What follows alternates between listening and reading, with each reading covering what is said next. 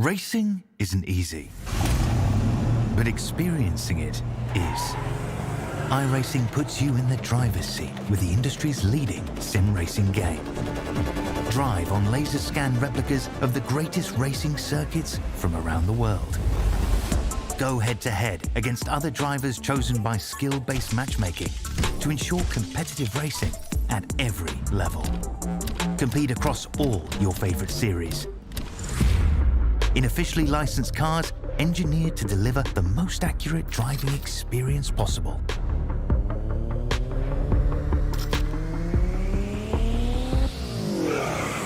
Join a race or host your own with players from across the globe. Race against the computer or in a league with friends. Feel the thrill behind the wheel. Visit iRacing.com.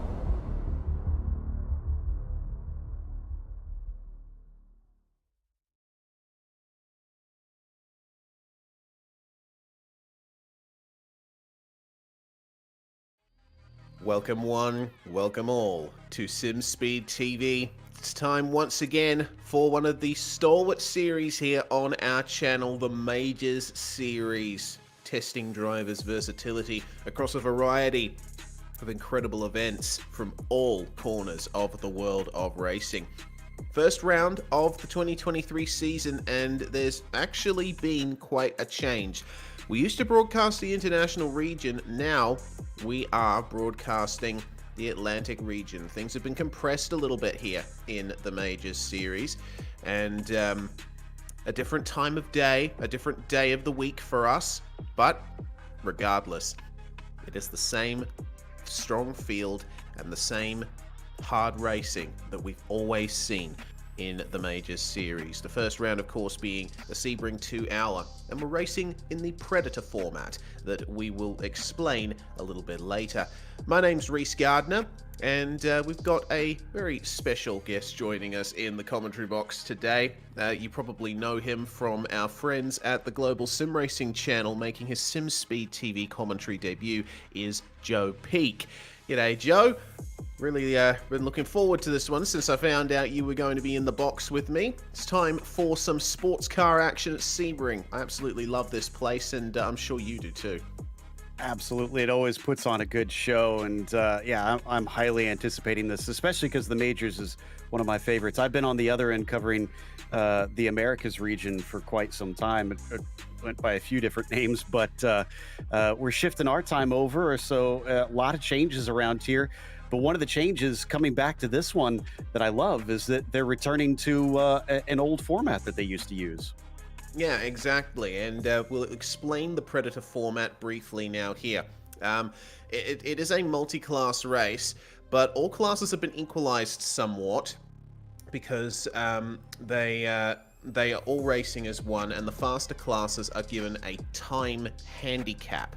And that's going to be served at the start of the race. So only the slowest class is going to be taking the green flag. That's the GT3s here. We are running the IMSA car set here at Sebring. So the GT3 class, the Dallara P217 and LMP2, and the brand new BMW LMDH car is the top class. So you see the times here, Joe, that the drivers are going to be starting their specific races. And in theory, they should all be coming together at the end of the race, which should result in some really interesting fights as the fast class tries to take top honors at the same time as the GT3 class.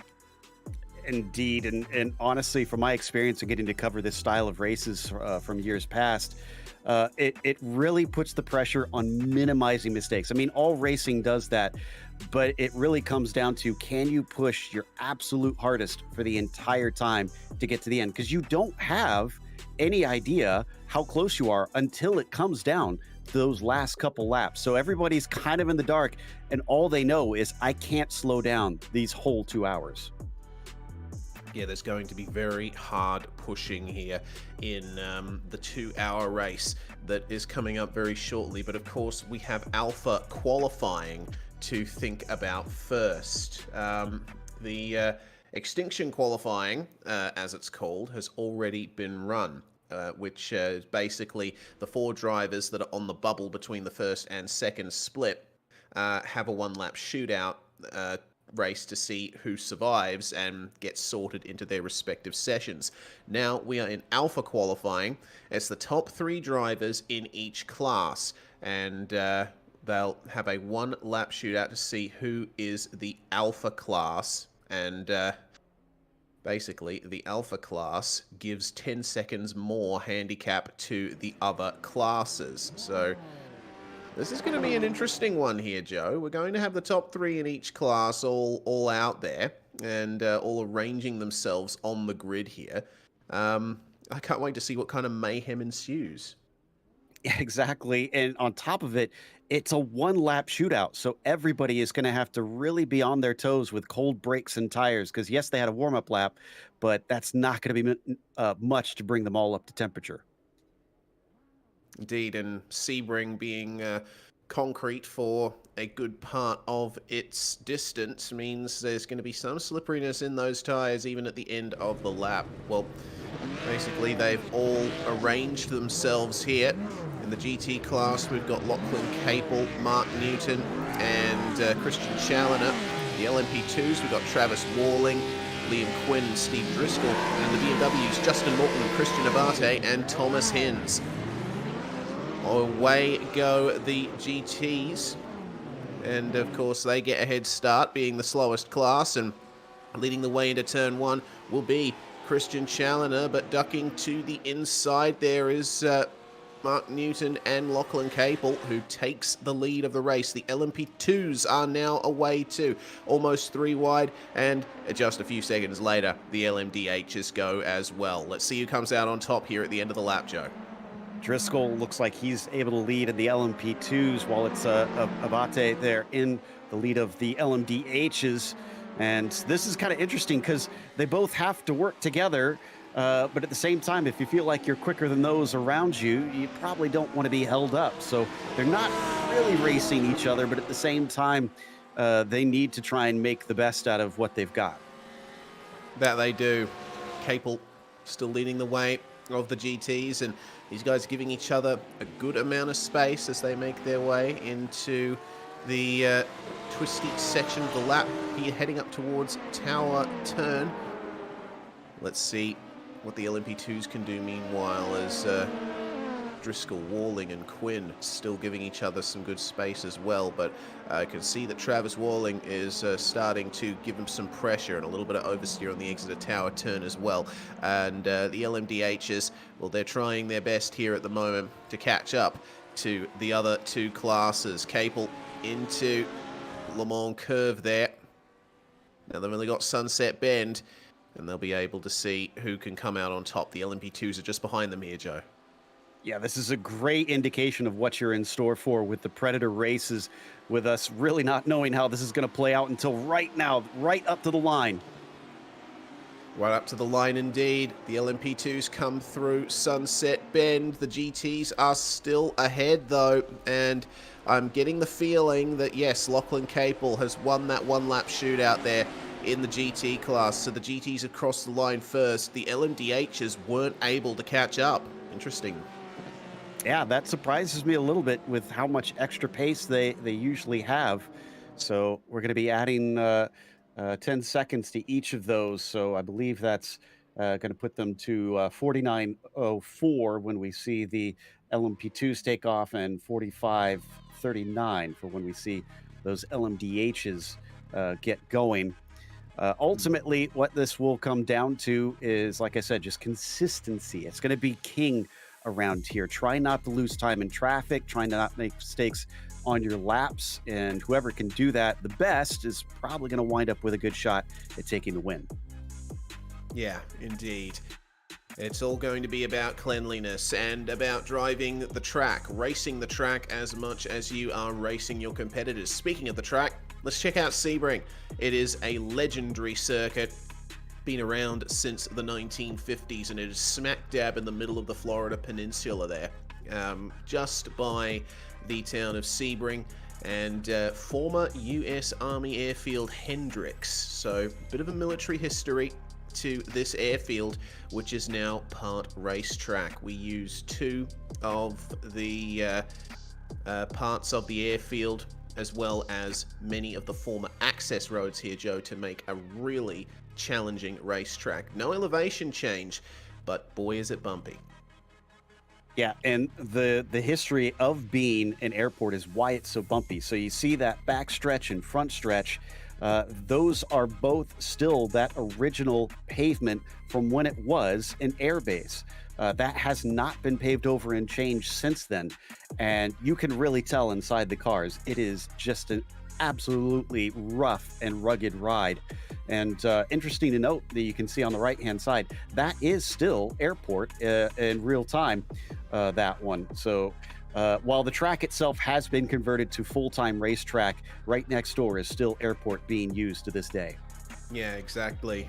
It is amazing. It's a regional airport, usually with small flights, but still very much an active airfield. And the sequences of corners here is something that the drivers have had to contend with for many years. Turn 1, very difficult to sight your way into it. The track narrows up on the exit. Going through turns 3, 4, and 5 onto the stretch through Big Bend and the hairpin. That is very easy to mess up. And then Collier Corner, that slight kink to the left on the way to Tower at turn 13. That is an area where we're definitely going to be seeing some mistakes, not just because of the bumps, but because of the very high curbs in that section too. Yes, and honestly, that's the kind of the unsung danger I feel like in this track are those curbs. I know I've always struggled with them, with how severe they are. So watch, especially some of the more tighter sprung cars, such as the two prototype classes, to have to kind of watch out for some of them in places. There are plenty of spots where you can get aggressive and they're a lot more flush, but into Tower Curve especially, that's one that if you just get that little bit too greedy, it will absolutely chuck you out into the tires. Absolutely. Let's have a look at the schedule here for the upcoming dates here in the Majors series. Of course, this is the Pacific region, and the next round is going to be roughly at the start of February, running the Daytona 500 and the Intimidator format. With the next gen cars at Daytona. But as is typical for the Majors series, it's going to be a really awesome spread of disciplines and racetracks that the drivers have to contend with here, Joe. We've got so many brilliant events from all corners of motorsport being represented here, including off-road racing at Crandon. Yeah, off-road racing there, and they also have, I guess you could call it mixed at Knock Hill, where they've got both the gravel and the pavement with rallycross cars. That's a return that I love seeing, that I haven't gotten to call recently here with the majors. So yeah, it absolutely puts them through the ringers, and I love that it's got open wheels. It's got, like you said, the stock cars coming up next time out when we head to Daytona. So it really does force you to kind of get outside your comfort zone and try everything, because if you aren't versatile, you're not likely going to be in contention for the championship for this thing. Indeed, and very tight schedule as well, going all the way to November. Of course, the Majors supports many charities throughout its racing, and the charity that we're supporting this time is once again the Wounded Warrior Project, which provides support and advocacy for returned veterans and their families, especially those who have been wounded in combat. It's really awesome to see that sim racing once again, Joe, is supporting these kinds of causes. Yeah, that's something that's been a staple of the majors for a long time. This is a charity that's shown up pretty frequently. One thing I do love as well is part of the whole charity thing is in the off season they hold sort of kind of a special off season race where various drivers can win opportunities to nominate which charity they want. So all of these that you see, they are very special and important to individuals that are a part of this majors community. So there's a lot that touches close to home for many of these guys. Yeah, absolutely correct. You can go to woundedwarriorproject.org to lend your support and help with the cause of supporting returned US Army veterans. Well, with 14 minutes to go here before we have the race going off, plenty to consider. It's a bit of a different field here now because not just because of the change up in what regions we hold. Now there's only two regions, Pacific and Atlantic. There used to be three. There used to be Euros, Americas, and International, Joe. So that's tightened things up a bit. It's also altered the fields and the kinds of drivers that we're seeing. The driver that we're familiar with here on SimSpeed, competing in the international region and winning the championship last year, Cameron Dance, he is not present here. And there's a mostly new set of drivers here that I am not familiar with. So there's plenty to look forward to here. Yeah, some of them definitely have hopped over from where I covered in the Americas. We also had the Euros this past year on GSRC, so we saw a lot of those guys. Some of that have decided it's better to switch over to the Pacific region here for this season. So yeah, it both jumbles things up, and one thing I do like is the fact that it's consolidated down to two. I feel like this is going to make it a lot harder because you're condensing all this talent into a smaller space. So drivers that generally didn't have some of this harsh competition against each other are now suddenly going to find more people at their pace. And this is already a pretty hard one to take wins at. And in fact, it's a relatively small number of drivers who have had wins, let alone multiple wins in this series. And to get up to the front, you're really going to have to be among the best because it's quite literally people from all over the world competing in this thing. Yeah, indeed. I mean, who have we got? We've got, of course, Thomas Hinz, Gavin Barber, Julian Mookie, and Lachlan Capel, as well as Josh Thomas and Mark Newton from Australia. From the United States, we've got plenty. We've got Brian Barnes, Mike Willett, series organizer, Ray Partridge, and Justin Morton, as well as Michael Lane and Wayne Hutchison. We've got Steve Driscoll representing Indiana and Travis Walling from the Midwest Club. We've got a Canadian in here as well, Robert Gregoire, and Christian Abate from the New England Club. And we've also got one UK and Ireland guy. It's Christian Challoner, who, as we know, is an iRacing staff member as well. So we've got a good spread of international competition still here in the Pacific region. Yeah, in fact, I'm glad you brought up Challoner because he is the winningest driver ever in the majors history with multiple championships. First one to achieve multiple championships and has 36 wins to his name so far. That's out of 69 starts as well. So basically a third of the races that he's entered, he's won here. Watch out for him and also one of his teammates, Tom Abramitis. He came in very strong at the end of last season in the Americas region on that Mega Racing team. So Tom, I believe also another staff member and likely to be a big factor throughout the season. Indeed, and we'll be able to catch the Atlantic region as well later on in the weekend. So let's see then what the drivers can do around this track, and we'll take a tour around Sebring here in the BMW LMDH, which I am really loving, Joe. One of my favorite new cars to be added to iRacing in a very long time. I've always been a prototype man, but coming across the start-finish line at Sebring, turn one is a really challenging corner, super wide. You've got to aim for the cone. You couldn't even see it from the onboard, and then narrows up as you negotiate the bumps into turn three. Very late apex here, Joe, and you got to do it at turn five as well to get the best run out here. And this is probably one of the more important runs along the lap here because this is flat out through Big Bend, coming down to one of the more popular places to pass here into the hairpin. but it's also very easy to get tangled with each other. Watch how it weaves back and forth off the exit. That gets narrow essentially because you can see you want to straight line it. If you're side by side, still out of the corner, it's not uncommon to see drivers clip each other and someone comes up the loser going off course.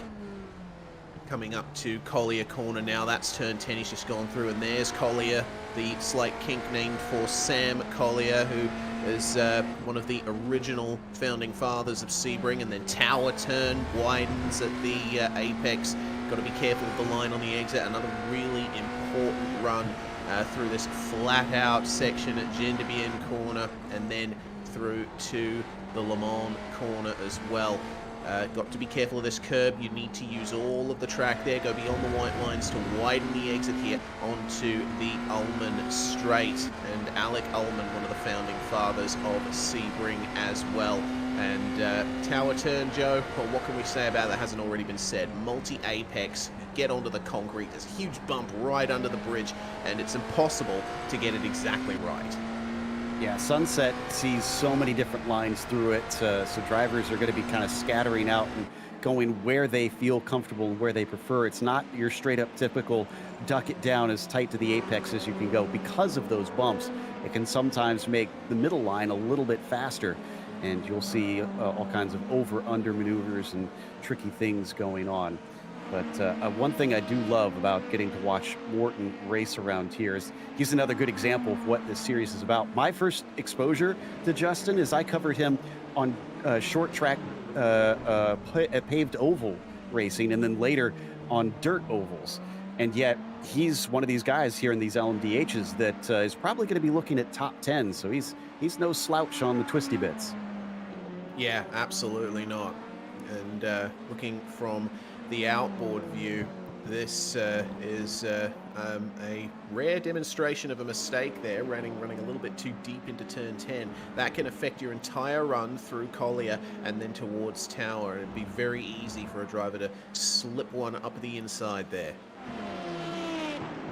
Yeah, so that's where you got to really make sure and mind yourself. And here up through Bishop into Jean Dembien, that's a surprisingly tricky entry because those are some swift corners leading down to Le Mans like you were talking about, where you got to try and make sure and stay on the line. As soon as you get off the line through that sequence, it's going to cost you so much time on your lap.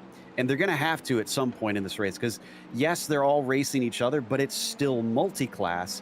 So there's going to be all different kinds of speeds.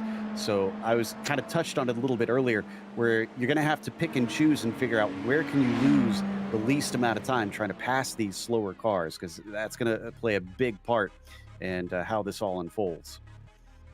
We'll check out the conditions meanwhile. We've got 80 degrees Fahrenheit track temperature, and for those of you who live in metric land, that is 32 degrees Celsius. It's mostly cloudy weather, so the sun isn't hitting the racetrack as much as it would be otherwise. That means that there's not going to be as much UV hitting the track, and that it's not going to be heating up the racing line and making it very slippery. Southeasterly winds at 19 k's an hour. That is going to result in a slight tailwind down the Ullman straight and a slight headwind when the drivers are coming down the front straight, and 75% humidity. So some typical Florida weather here.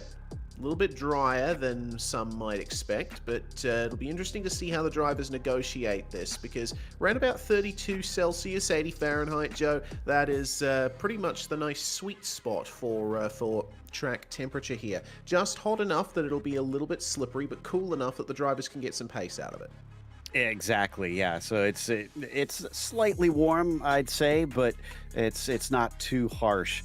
The thing that I'm concerned about is that wind that you mentioned, because the entry into Sunset can be pretty tricky, especially in the prototypes where you really have to chuck the car in and hope that it's going to stick. If the wind is gusting and it's unpredictable, it could catch someone out easily into there, because we're talking 120 plus taking it down to try and get on the binders as you're turning the car. So they kind of want it to stay steady. If it's going to be 13, they want it to stay there so that they know exactly where they can place the car and how much they can brake into that corner. Yeah, indeed. Well, with 5 minutes remaining towards the end of these initial sessions, we'll step aside very briefly here on SimSpeed TV and take a very short break. In 4 minutes and 50 seconds time, the race will be going off. The 2 hours of Sebring, first round of the 2023 Majors Series.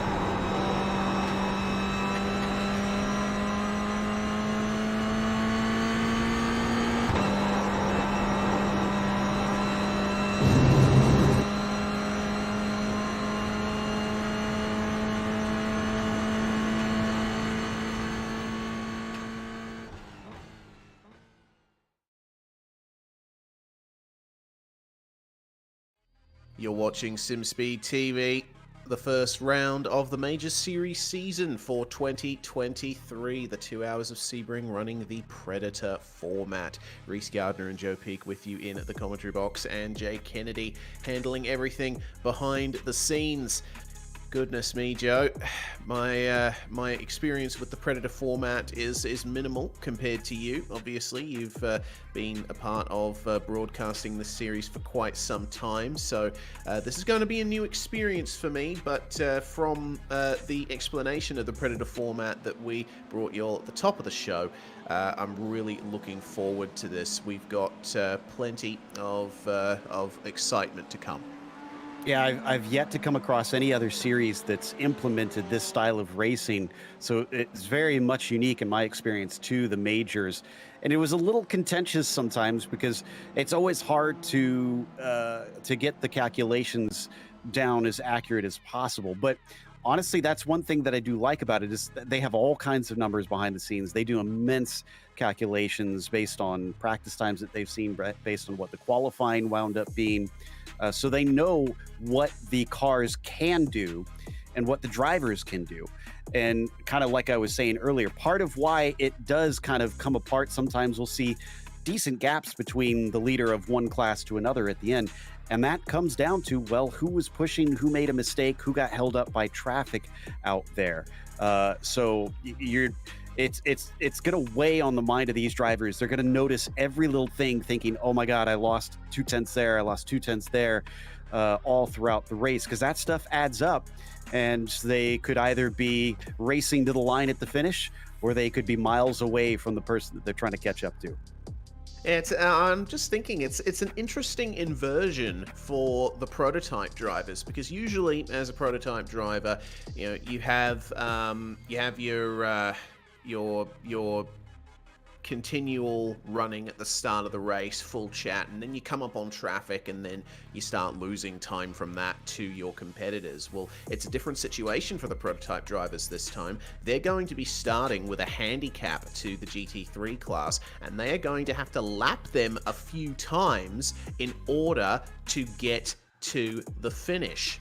This is going to be an incredibly interesting race. The checkered flag flies on the qualifying and warm-up sessions, and very shortly we'll be able to go through the grid here for the 2 hours of Sebring. What a beautiful stretch of road surrounded by airfield and trees. So here's the starting grid. In the LMDH class, we have got Thomas Hinz and Christian Abate on the front row of that one. Justin Morton and Tom Abramatis taking up row 2 with Miles Crabb and Nathan Dowd starting in the top 6. Jimbo Pfeiffer and Jay Shallington on row 4.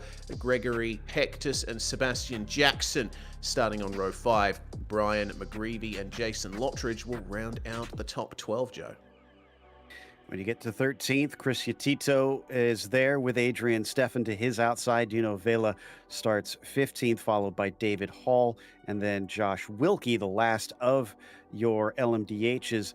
Steve Driscoll is on the pole for the LMP2s. They're 18th overall. Travis Warling starts 19th overall with Liam Quinn 20th, and then it's Joey Haynes 21st. After that, Garen Batten starts 22nd, Jonathan Dance 23rd, and Brenton Foster P24. Starting out at P25, we've got Sam Harper, who definitely gave us a really good run in the international region last year, starting alongside Lionel Callisto. Andrew Kotska starts alongside Daniel Stevens, number 3, who's one of the drivers we're going to be seeing on Zoom tonight, part of the Middle Finger Racing crew. Cody Richardson and Alexander Sheridan will round out the top 30 here, with Nick McMillan and Kevin Parrish on the 16th row, Don Parks and Ray Partridge on row 17, and Julian Mookie and Lachlan Capel will start on the 36th spot here. Capel is the first of our GT competitors, Joe. Christian Challoner, the multi-time champion, to his outside will be having Newton starting behind them, along with Buchanan. Eric Smith starts 40th, and Brian Bennett 41st. Iago Moraes starts P42 today. Then the Pirate, Lyndon Swaby, is going to be starting in 43rd. Scott Kennedy 44th, and Nick Kuhn in 45th. David Wilson will be in the next row with Paul Slavonic in 47th. You've got Josh Robertson 48th and Shane Vickery 49th. And Trudell, Thomas, and Barnes were the 3 that made it in at the very end with that extinction qualifying. Indeed, they did. Last couple of drivers having to make their way in. That's a reminder there of the format. The GT3s take the green flag. The LMP2s and the LMDHs stay in the pits until their allotted times. And because the GT3s won the Alpha qualifying that we saw at the top of the broadcast, that means there's going to be an extra 10 seconds that the LMP2s and LMDHs will have to wait. So with 1:49 and 4 seconds to go, you'll see the LMP2s start there.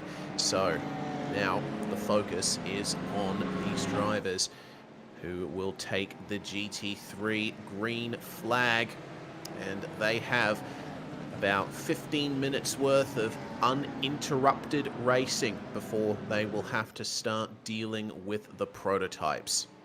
Yeah, and that's going to be an important period because, again, the prototypes will slow them up as well. So they need to make use of it when it's just the GT cars as much as they can.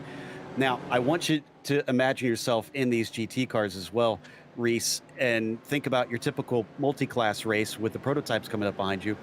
You're used to knowing when they're coming because you'll start to see those blue flags, right? Well, they don't have that here. Imagine going 2 hours with prototypes zipping up behind you and you have no warning except watching your timing box. Absolutely. That's something I didn't even consider. No blue flags in this race for the GT3 cars. They're going to have to look in their mirrors, keep an eye on their F3 black box, communicate with drivers around them to make sure that there aren't any big moves that end in disaster, though we're probably going to be seeing a couple of those regardless. On the way into Sunset Bend then, The pace car will pull into the pits in a few moments' time, and Lachlan Cable will be the one leading them away in the Audi R8 LMS. Brilliant GT3 machine, joined by the Porsche of Christian Challoner and the BMW of Mark Newton in the top three. Then we've got a really nice mix of GT3 machinery. When does Lachlan Cable take the green flag? Looks like he'll be waiting for the iRacing green flag. And we are away. The 2023 Majors season is go. And it's a nicely packed field here with Cable leading the way into turn one, but Challoner having to go defensive versus the BMW of Mark Newton. Manages to get past him on the way into the first turn. A nice clean start for our GT3 field, but they've only just gone through turn one. This is the first real braking zone of the lap here at turn three, and it looks like they've mostly made their way through cleanly there, though there's quite some jostling back in the pack. Poor Josh Robertson had to really gather it up. He almost went off the course there through turn three. And this is where it's so tricky because like before, like we saw in the Alpha qualifying, they're racing each other and they aren't. They need to make as much time as they can. So they probably want to get in a single file line as much as and as quick as possible and just blast through these first few laps. But if you feel like you're out of position, you can't dilly-dally. You got to make some overtakes, but you got to make sure that you lose as little time as possible when you do them. The Dog Bear Ferrari, meanwhile, of Scott Kennedy, trying to find his way past Doug Buchanan and the fellow Ferrari up ahead, getting pressured from the Lamborghini of Nick Kuhn there. Very close into Tower Turn. It's a short braking zone, but you've got to absolutely nail it if you want to get the exit through Jean de Bienne and into the Le Mans corners. A little bit of a gap starting to form here with the Ferrari duo and the Lamborghini. The Mercedes of Eric Smith starting to pull away. It looks like there's a slight mistake there for Doug Buchanan, and up the inside will go Scott Kennedy. Then they'll be side by side on the exit of Le Mans onto the Oldham Straight. And it looks like a very good run for both Scott Kennedy and Nick Kuhn. So that's two positions lost there for Doug Buchanan as there is a new leader. Christian Challoner has gotten past Lachlan Cable on the way into Sunset Bend, and it looks like Mark Newton is looking to try and do the same thing. Yeah, that's a position that Christian is used to being in, so he wasn't going to sit around and wait for things. Let's see whether or not Capel tries to fight back here. Yeah, he's one I'm not as familiar with. Not sure what he's like over the course of a full race, but if he can keep pace with Christian here just on one lap, that right there is impressive.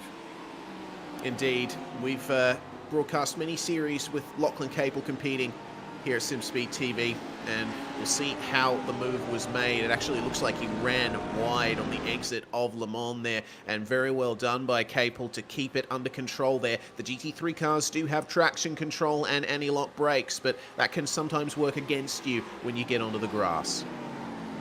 Very much so. It's a case of you have to make sure that you're aware of what those systems are going to do.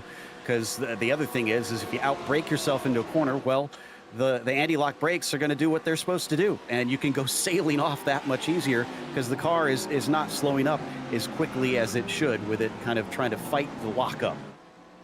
Indeed, and the same goes for traction control as well. If there's less grip on the surface that you're on, the traction control will kick in and it can actually exacerbate whatever slide you're in at the moment.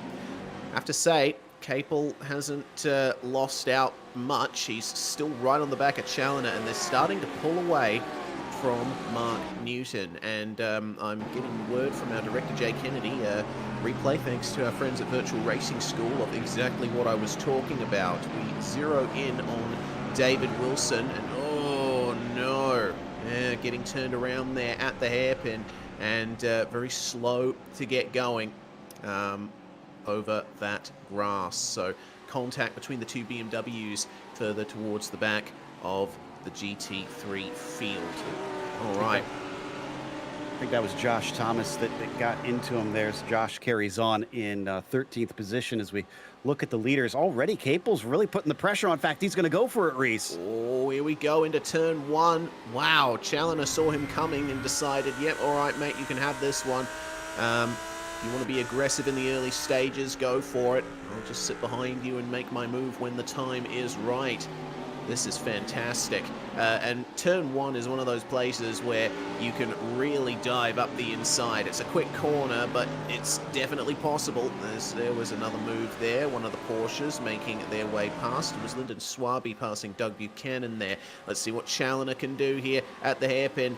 No, he's not pulling out to make any big moves here. I think he's aware Capel is just going flat chat, and Challoner might just elect to follow him for the time being. Yeah, I'm pretty certain that Christian kind of knows the deal. He raced in some of the Predator races in their last time, the last couple seasons that we had him here. So he knows that it's better not to fight with Lachlan and just kind of let him go until he feels like he has a high percentage move to try and overtake. What's interesting is they are doing a good job of pulling away.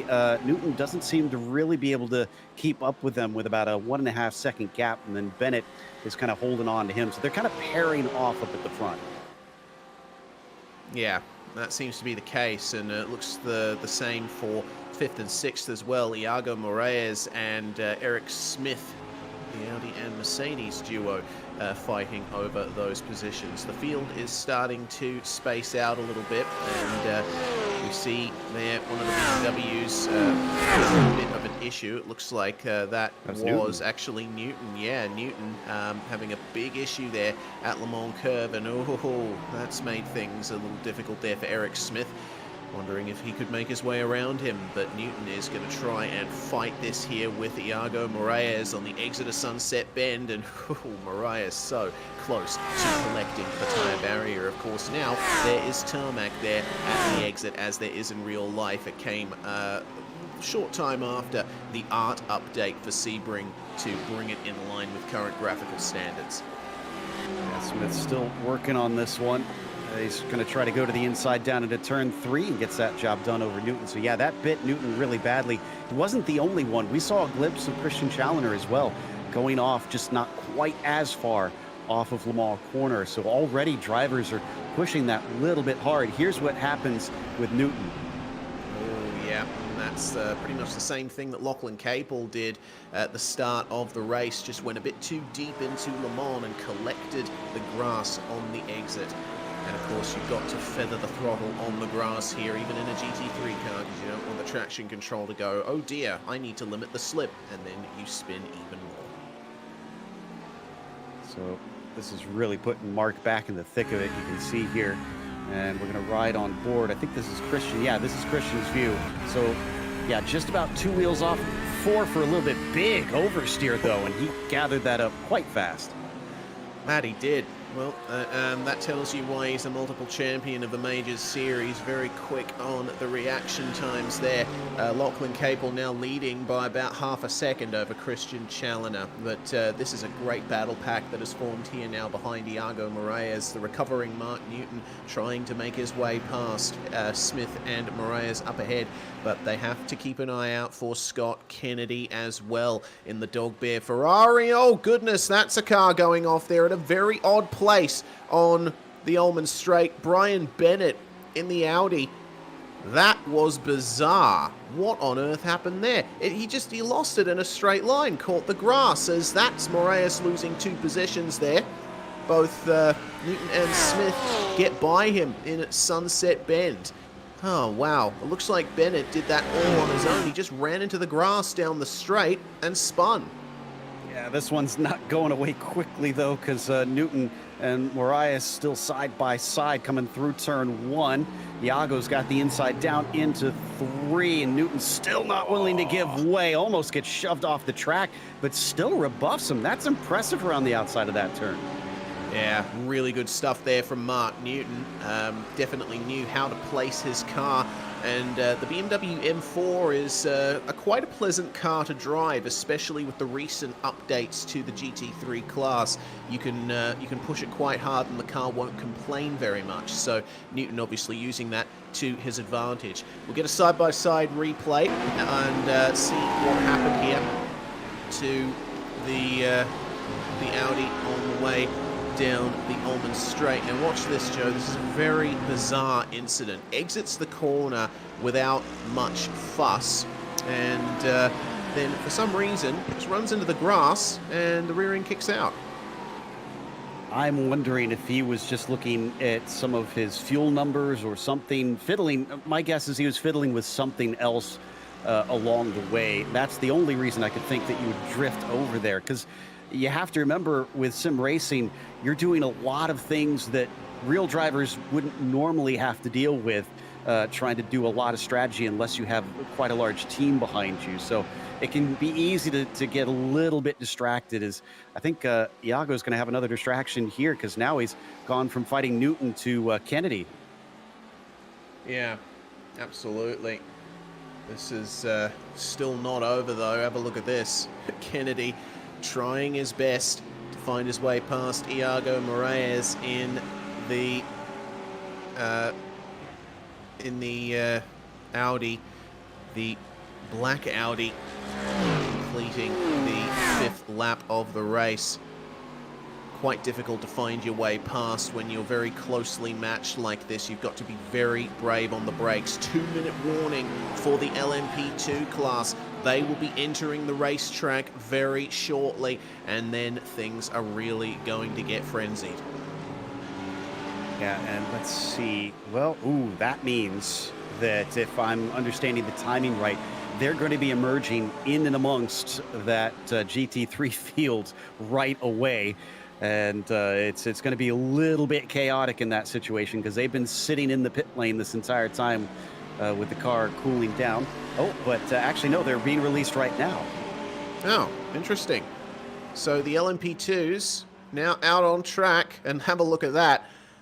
They all come out of the pit lane as one single unit, and they're going to have to sort themselves out without getting too much damage here. Steve Driscoll is going to lead the way for the class. Travis Walling and Liam Quinn complete your LMP2 top 3. Joey Haynes, Quinn's teammate, is with him as well. And a long stream of LMP2 cars makes their way through the first few turns. A bit of a late starter for Nick McMillan. He is hanging off the tail of this pack. And the LMP2's just making their way through Big Bend at the moment. The GT3 leaders have just exited Le Mans. So we're going to be seeing these guys come up on the GT3 field very soon. Yeah, Travis Warling had a huge bit of oversteer coming out of turn 5. Thankfully, he was able to pick it up before it went off course, but it lost him a bit of time to Driscoll, which I'm sure Steve doesn't mind all that much. But you can see our lead over on the GT3s already coming across the line right here. And we're getting word on the LMDH drivers being released soon. All right, so then we will have all of our classes out on the circuit, and everyone will be racing towards the green flag. I saw a big puff of smoke in the background there for the LMP2 field. Something's gone very wrong for Cody Richardson. He has massive damage. He looks like he just caught the curb through Collier and spun by himself, and looks like he ended up getting collected as well by Julian Mookie, which further compounded his damage. Yeah, that curb is one of those that you really need to watch out for because of the cold tires here on these first laps. Once you get some heat into them, should be mostly fine. These are pretty high downforce machines, the LMP2s, but when you're just starting, it's going to be pretty sketchy through there. Indeed it is. We focus on that issue that happened for 184, and you'll see Mookie come through there and just glance off him, and on the first lap of an endurance race, that is not what you want to happen. We turn our attention back to the GT3 class. Here's Paul Slavonic in the Audi R8, chasing down Iago Moraes, and a bit of a man of many talents is Paul Slavonic. Not only is he a long-time sim racer, he's an author as well. Wrote a book called Legacy Drive, which is a story about the son of a legendary race car driver trying to negotiate life's challenges. So definitely Paul has found the time to pursue some really interesting passions, but his passion at the moment is trying to overtake his fellow Audi. Let's see what he can do. Yeah, he's sandwiched between that Audi and Nick Kuhn behind him. He's also written a book on how to get into racing on a budget, which is an audio book, and a certain someone did the voice for that, I believe. Very interesting. Oh dear. Oh man, it's really awesome to see. Well, out. The LMDHs are out. They are indeed. Oh, and the racing is quite close. They've come out just ahead of our GT3 field. In fact, trying to work their way through. Sorry, that's Driscoll. That's Driscoll off immediately. Yeah, Thomas Hinz off as well at turn 3. He's rejoined just in the middle of the GT3 battle. What on earth has gone on there? Hinz lost it on his own. Not too sure what happened to Driscoll.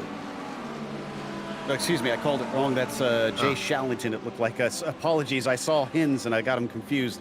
But yeah, very early, right as soon as they come out, they're already experiencing problems, and you can see just how chaotic this is getting.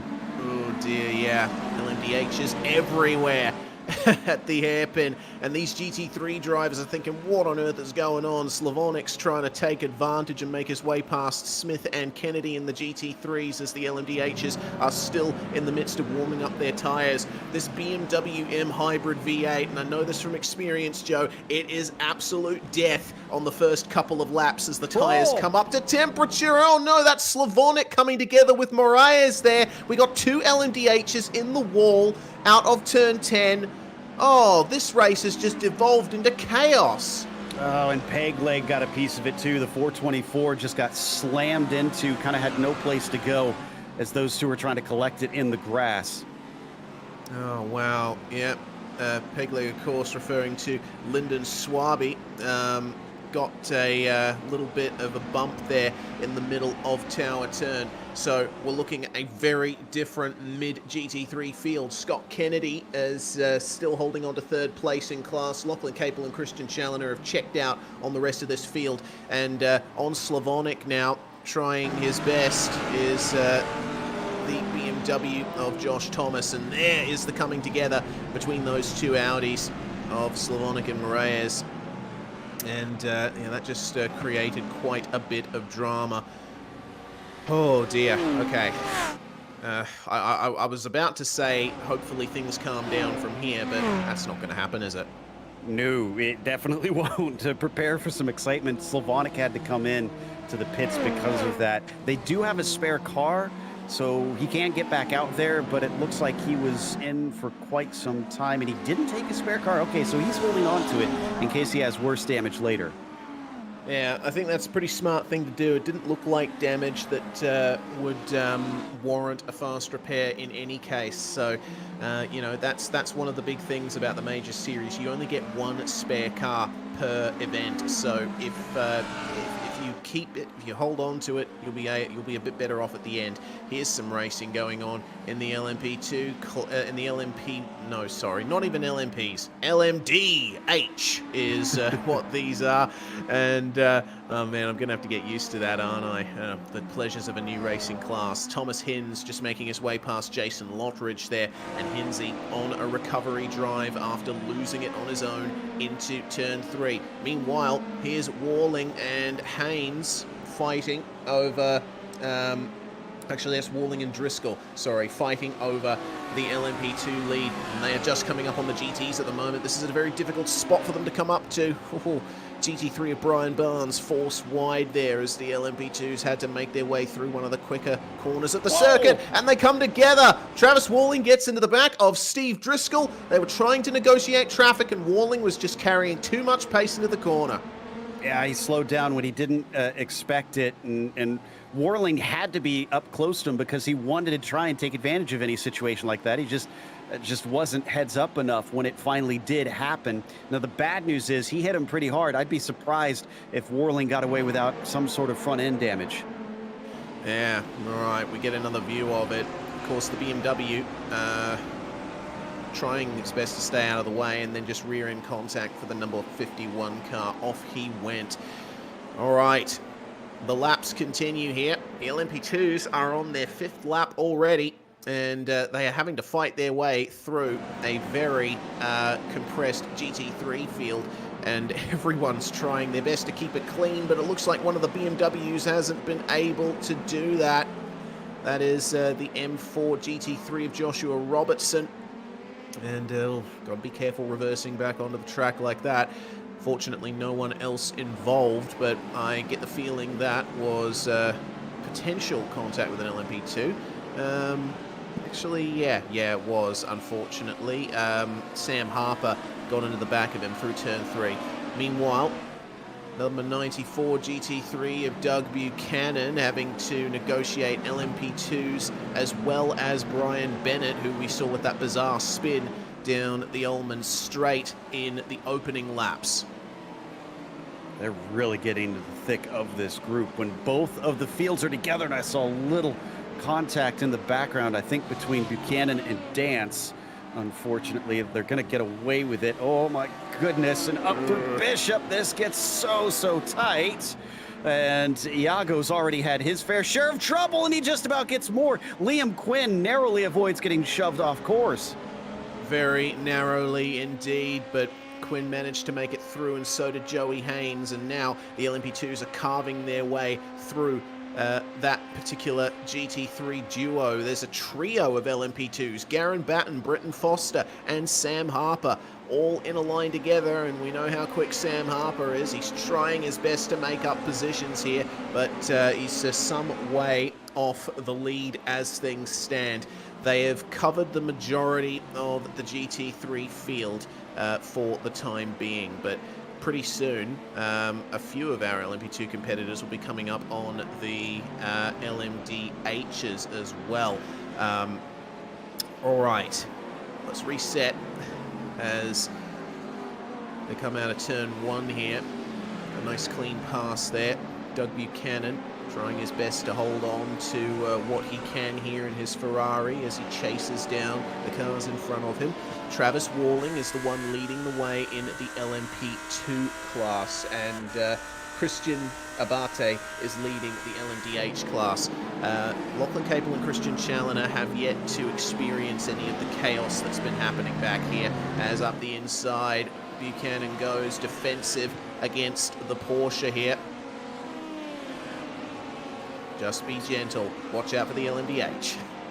Yeah, can't really go 3 wide through there without some serious give and take. But Linden is going to manage to get back up to 11th, trying to recover from what he can. A lot of drivers already are having to try and make up time.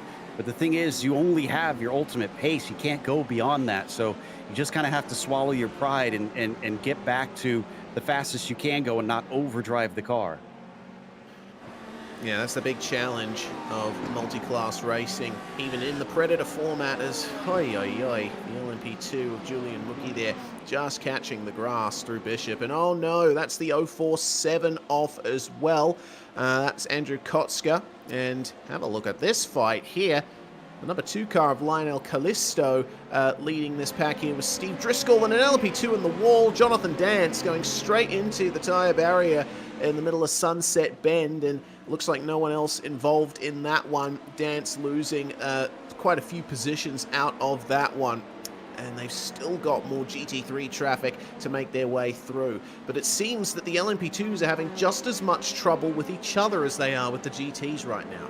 Absolutely. It's been a bit of a nightmare as everybody's kind of squabbling for position, because you still get points within your class, remember. And these guys want to try and finish ahead of each other.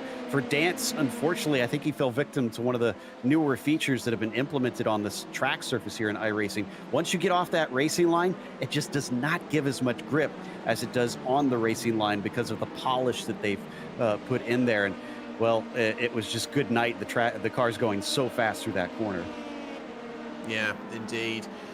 Interesting that you bring that up, because yes, that is a feature that's been added to iRacing, polish, and of course that means cars running over the surface and smoothing it out a little bit, and that provides a lot more grip on the racing line. Here is what happened to the 751 of Jonathan Dance. Very heavy contact with the tyre barrier, and if you're that far wide on Sunset Bend, it's good night, sweetheart. Yeah, he's got a meatball flag as well, so black and orange flag means you have to come in and take a pit stop because the car is deemed too dangerous to continue. So he can actually use his spare car to get rid of that if he doesn't want to sit and wait, but otherwise usually that does mean relatively extensive pairs. At minimum, you're thinking 3 minutes, usually more in the realm of 10. Looks like the LMP2s are just about to come up on our GT3 leaders here. Lachlan Capel and Christian Challoner coming across the start-finish line, and they have the LMP2 leaders of Joey Hinz and Liam Quinn making their way through. Looks like Warling has already made his way through on these guys. So that's second and third in LMP2, working their way past Challoner and Capel, but Christian has to run wide to let Liam Quinn go. And that's increased the space between he and Lachlan Capel there. So class positions getting messed up a little bit as a result. But don't forget, if you're just joining us, this is the Predator format. And so all of the classes are racing together for overall honours, but the prototypes have been given a handicap. So lots to consider in a race like this. It's interesting that those Evolved Sim Sport cars still are holding quite the grip up at the front of the LMP2 fields, because it's not just those two. They've also got the likes of Steve Driscoll trying to keep up with them down in 6th, but not that far behind. They've really been an impressive addition to the teams here in the Majors Series. Evolved Sim Sport, not that old comparatively to some, and yet they have made a huge splash. Whoa, way off course there next to Jackson. Yeah, very much so. As we ride on board with the number 87 LMDH entry, coming up on the GT3 of Paul Slavonic in the opening corners here, and goes off the racing line through Big Bend, and that is no fuss at all. That's one of the better places to pass people, but actually the exit of Big Bend, now that I think about it, is a bit of a choke point, because you have the GTs trying to take the racing line, moving from the right to the left side of the racetrack. If you come up on a GT there, you've got a decision to make as a prototype driver. Meanwhile, Lamborghini versus Porsche towards the middle of the GT3 field, and back to our GT3 leaders, who are continuing to race cleanly despite being passed by LMP2s left, right and centre. Slight technical issue for Lachlan Capel in the front there, and oh dear, that is Brian Barnes in the Ferrari, who has had a big issue out on circuit. He's gone back into the pits. That was all on his own, unfortunately. Into Jean Debienne, he just clipped the curbs a little wrong. And those are a little taller than you'd expect sometime. I think it caught the rear tire in a bad way, and it really chucked him off into the tires. Hit it hard enough that, like you said, he had to take a tow. Yeah, I just watched it on my end. It was a proper snap over the curbs. Impossible to react to in time. Back to the LMP2s here. And this is the fight for fifth place in class. Steve Driscoll, Garen Batten. We've got Lionel Callisto and Sam Harper in this 4-car pack as well. Plenty for these drivers to work out amongst themselves. They got Brenton Foster just up ahead of them, and Foster ran 2 seconds slower on the last lap, obviously encountering potentially a bit of traffic, maybe a couple of mistakes as well. So we'll see if these guys can manage to get a couple of overall positions out of that one as well. Back to the LMDHs. We haven't checked in with these guys on their own in quite some time. Justin Morton, who we rode on board with for the hot lap, part of the Forge Energy crew in car number 9, currently in second place in class, chasing down Christian Abate right in front of him, and Morton is running in VR. And I mean, these cars are hard to see out of as it is on monitors. In VR, at least you can look around, but as you can see, Joe, it's still a very narrow letterbox you got to see through. Yeah, you're in a cave inside these things. They've got a pretty wide A-pillar on either side, so you got kind of just little this porthole off to your right and left to look out of. And on top of that, you're trying to usually look out of it to take a look at your mirrors, which are small things as well. So yeah, it takes a lot of good sense of your surroundings, and try to make good decisions based on keeping a lot of these little things in the back of your mind of who's around me, how close are they, how do they race, and make those good decisions in split seconds as well, because again, this is the fastest class in these LMDHs. Yeah, indeed it is. And that is evident there from Justin Morton's perspective. Look at our lady brakes into the hairpin. Very difficult braking zone, that one. It almost changes every single lap, and it's very easy to lock up the brakes there. Not a huge problem in the GT3s, but in the LMP2s and LMDHs, you've got to worry about locking up the brakes. Meanwhile, on board with Daniel Stevens in car number 3, longtime competitor in the Major Series for Middle Finger Racing, and he's a fan of putting as much information as possible on his camera on the zoom feed. You see his heart rate there, 138 beats per minute. Going down a little bit here as he's on the Ullman Straight, but let's see how it goes up through Sunset Bend. 134 on entry, and then, jacks all the way up to 138 again by the time he gets to the apex. I mean, it may be sim racing, but you still have an awful lot to work with, and we say hello to you, Dan, as he makes his way into turn 1. You know, my doctor said that I needed more cardio just to work on my cholesterol. Maybe I should get back into sim racing. I feel like that would do the trick. Yeah. Absolutely, you should. We need more broadcasters out there racing. Oh, goodness me, Daniel. Yeah. Take it easy out of turn 3. It is possible to recover from putting a wheel in the gravel there, but still, that would have been probably up to 145 BPM at that stage. Here's Thomas Hinz as well. Once again, very serious look on Hinz's face. Racing out of country Victoria, and he is on a big recovery drive after suffering issues at the start of the LMDH's run. Yeah, often what we're seeing there with them glancing up to the side like that, especially upwards, usually they have another screen that gives them information, such as fuel data. There's all kinds of third-party apps that iRacing works with that can help you on those sort of things. And that's going to be very imperative because you need the most efficient race possible in this one, including the pit stop. So he needs to know exactly how far he can get. And you really do want to stretch the fuel as far as you can go and spend as little time on pit lane to try and catch those slower classes. We've got a replay coming for car 798, and that is the LMDH is here trying to make their way past an LMP2 in turn 2, and well, that is certainly not what you want there. The track narrows up and you've got to pick a line, and it seems there was a bit of a miscommunication there between the two cars. That was Abramitis in the green car and Julian Mookie there in the white and red involved in that one. Whoa, and somebody else is off. This looks like out of Le Mans.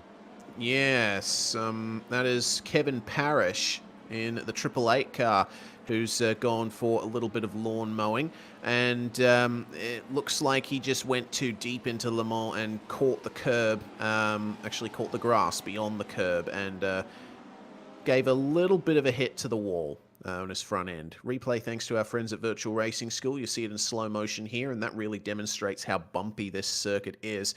It runs beyond the curb onto the grass. The traction control kicks in and it thinks, oh, I got to limit the slip. No, you don't.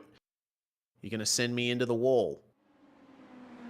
Yeah, that wall sees a fair bit of action. Not one that you'd expect with it being on the right-hand side, but you often get spit into there in just about every car that goes off wide at Le Mans. So I'm kind of surprised they don't have more tires farther along instead of that concrete, because it sees some pretty big smashes. Yeah, indeed it does. Sebring, of course, still a very old school circuit despite the layout and safety improvements over the years.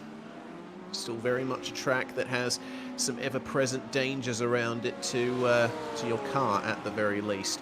Parrish is back going again, but he is quite a ways down. Meanwhile, Mark Newton, who started third in the GT3 class, has had some further issues here. It looks like a coming together. Oh dear, 3 wide in that part of the circuit. There's no way that's going to work. LMDH trying to pass LMP2 through there, and Newton draw the short straw, and we'll have a look at his rear end. That car is absolutely totaled. That's going to be a fast repair for sure. Yeah, he was going 120 when he hit that tire barrier, so no wonder he had to call it a day on that one. There's just not going to be much left of that suspension with how hard he slammed into there. Yeah, and it looks like Mark Newton not all very happy with the way that incident eventuated. He has disconnected from the server, so we won't be seeing any more of Mark Newton tonight. And yeah, we're getting some news that came about as a result of the incident between Julian Mookie and Tom Abramatis earlier. So yeah, Julian Mookie was, I believe, was the prototype involved in that incident. So it seems that Julian Mookie is not making many friends out there today. No, it's been a bit of a messy one. And the stewards will look at a lot of these incidents post-race. Whoa. As there's the sketchy rejoin that he had there. And the car is still trying to ditch all that dirt and gunk off the tires. You can see him get loose coming off the corner.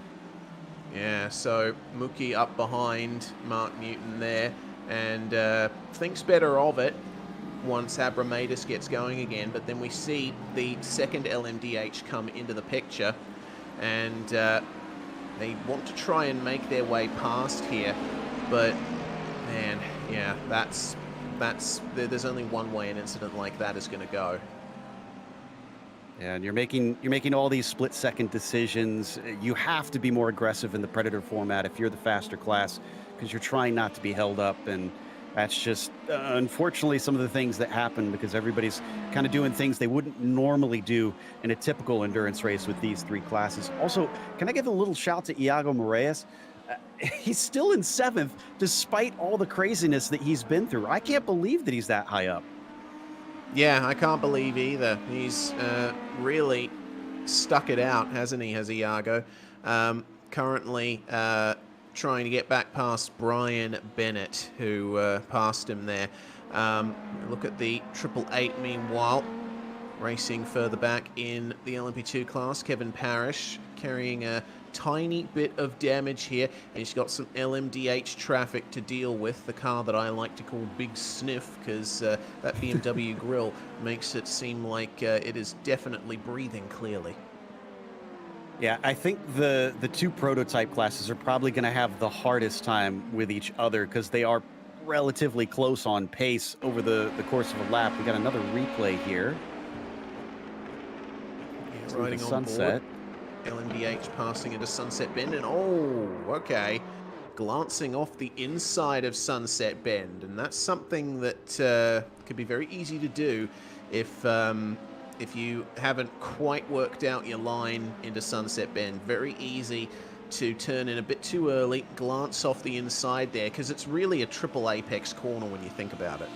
Yeah, absolutely. And on top of things, you're coming in pretty blind, especially in the prototypes with how low they are to the ground. You've got that big concrete wall leading all the way up. So you're kind of going on memory and feel there on your turn in and the line that you're following. And if you do have a pretty shallow line, like you said, it's embarrassingly easy to wind up hitting the inside. Well, now we check back in with our GT3 leaders. Challoner and Capel are close together once again.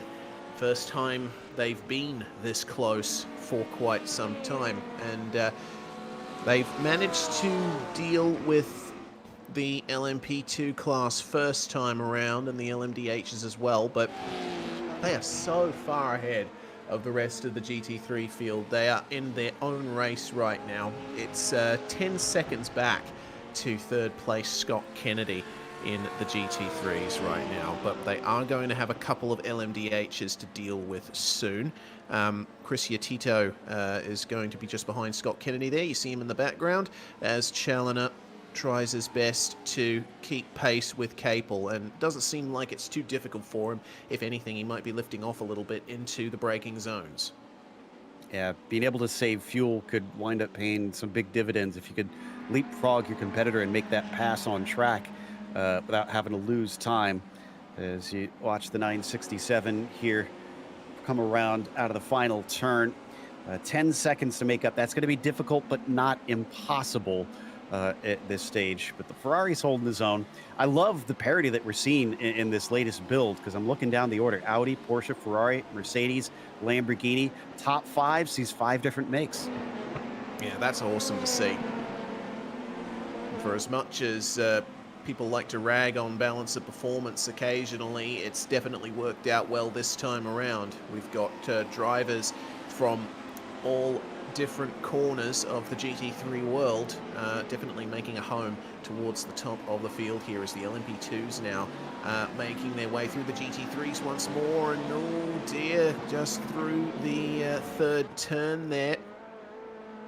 That's Brenton Foster having a little bit of a muddle with Steve Driscoll.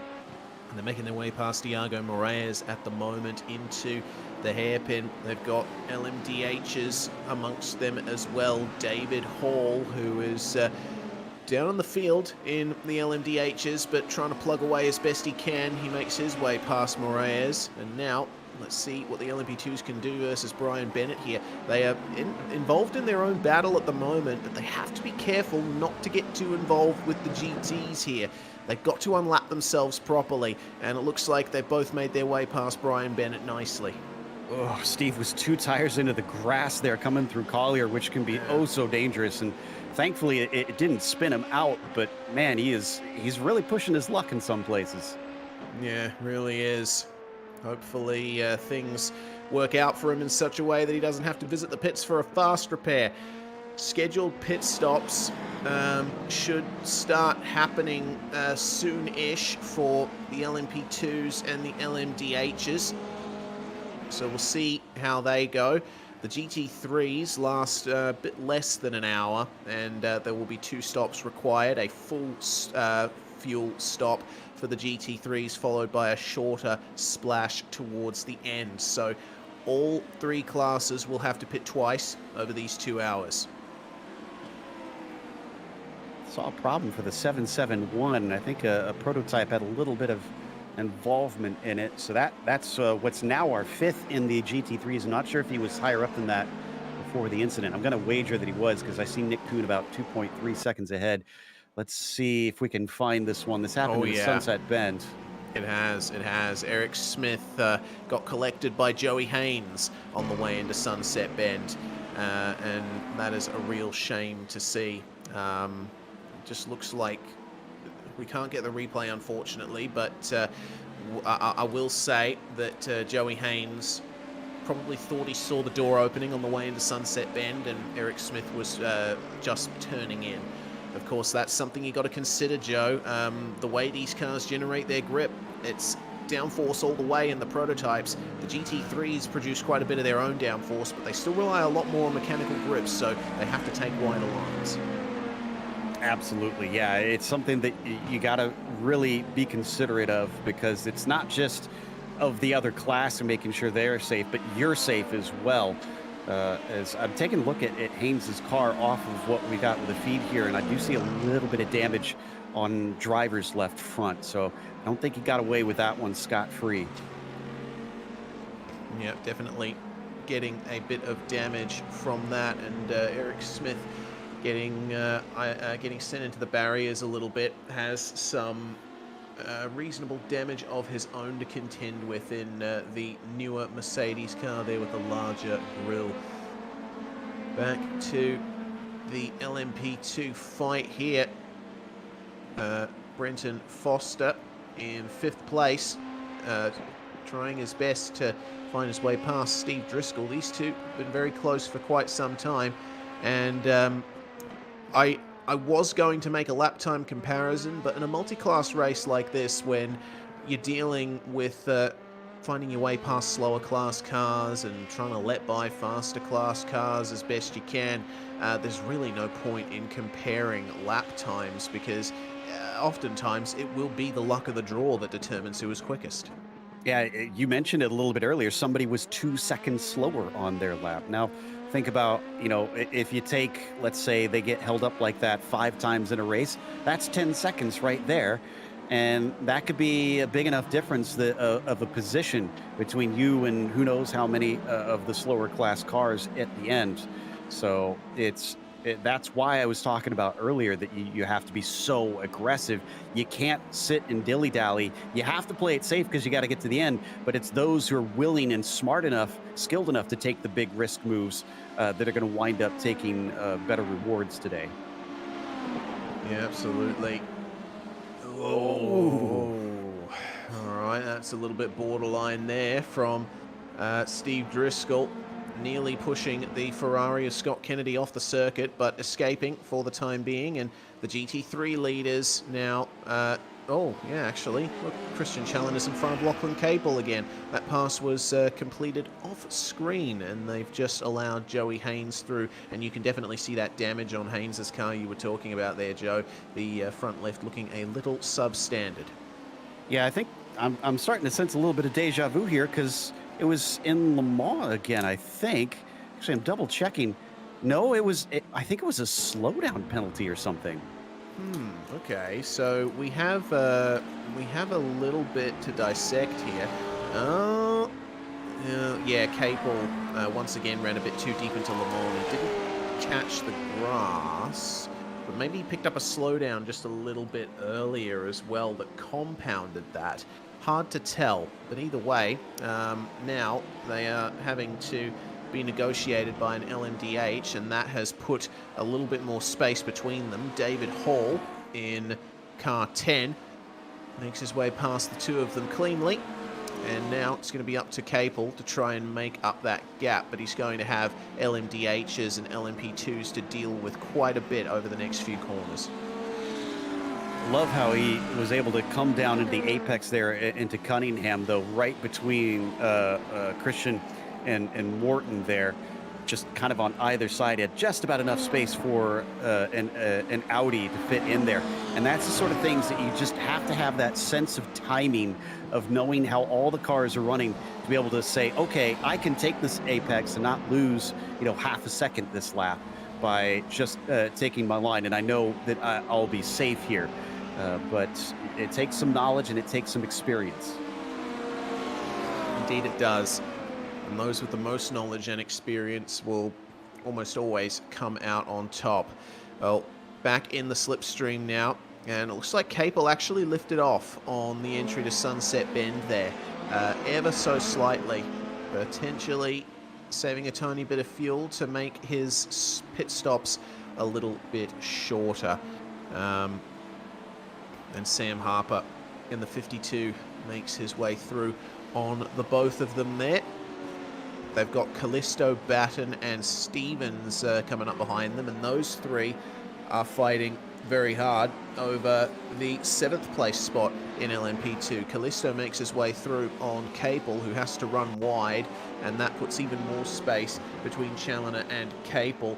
Now the gap is at 1.2 seconds, and Capel on the headlight flash. He's obviously not too happy with the way the LMP2s have made their way past, and that's going to be a pass potentially here. Garen Batten on Lionel Callisto.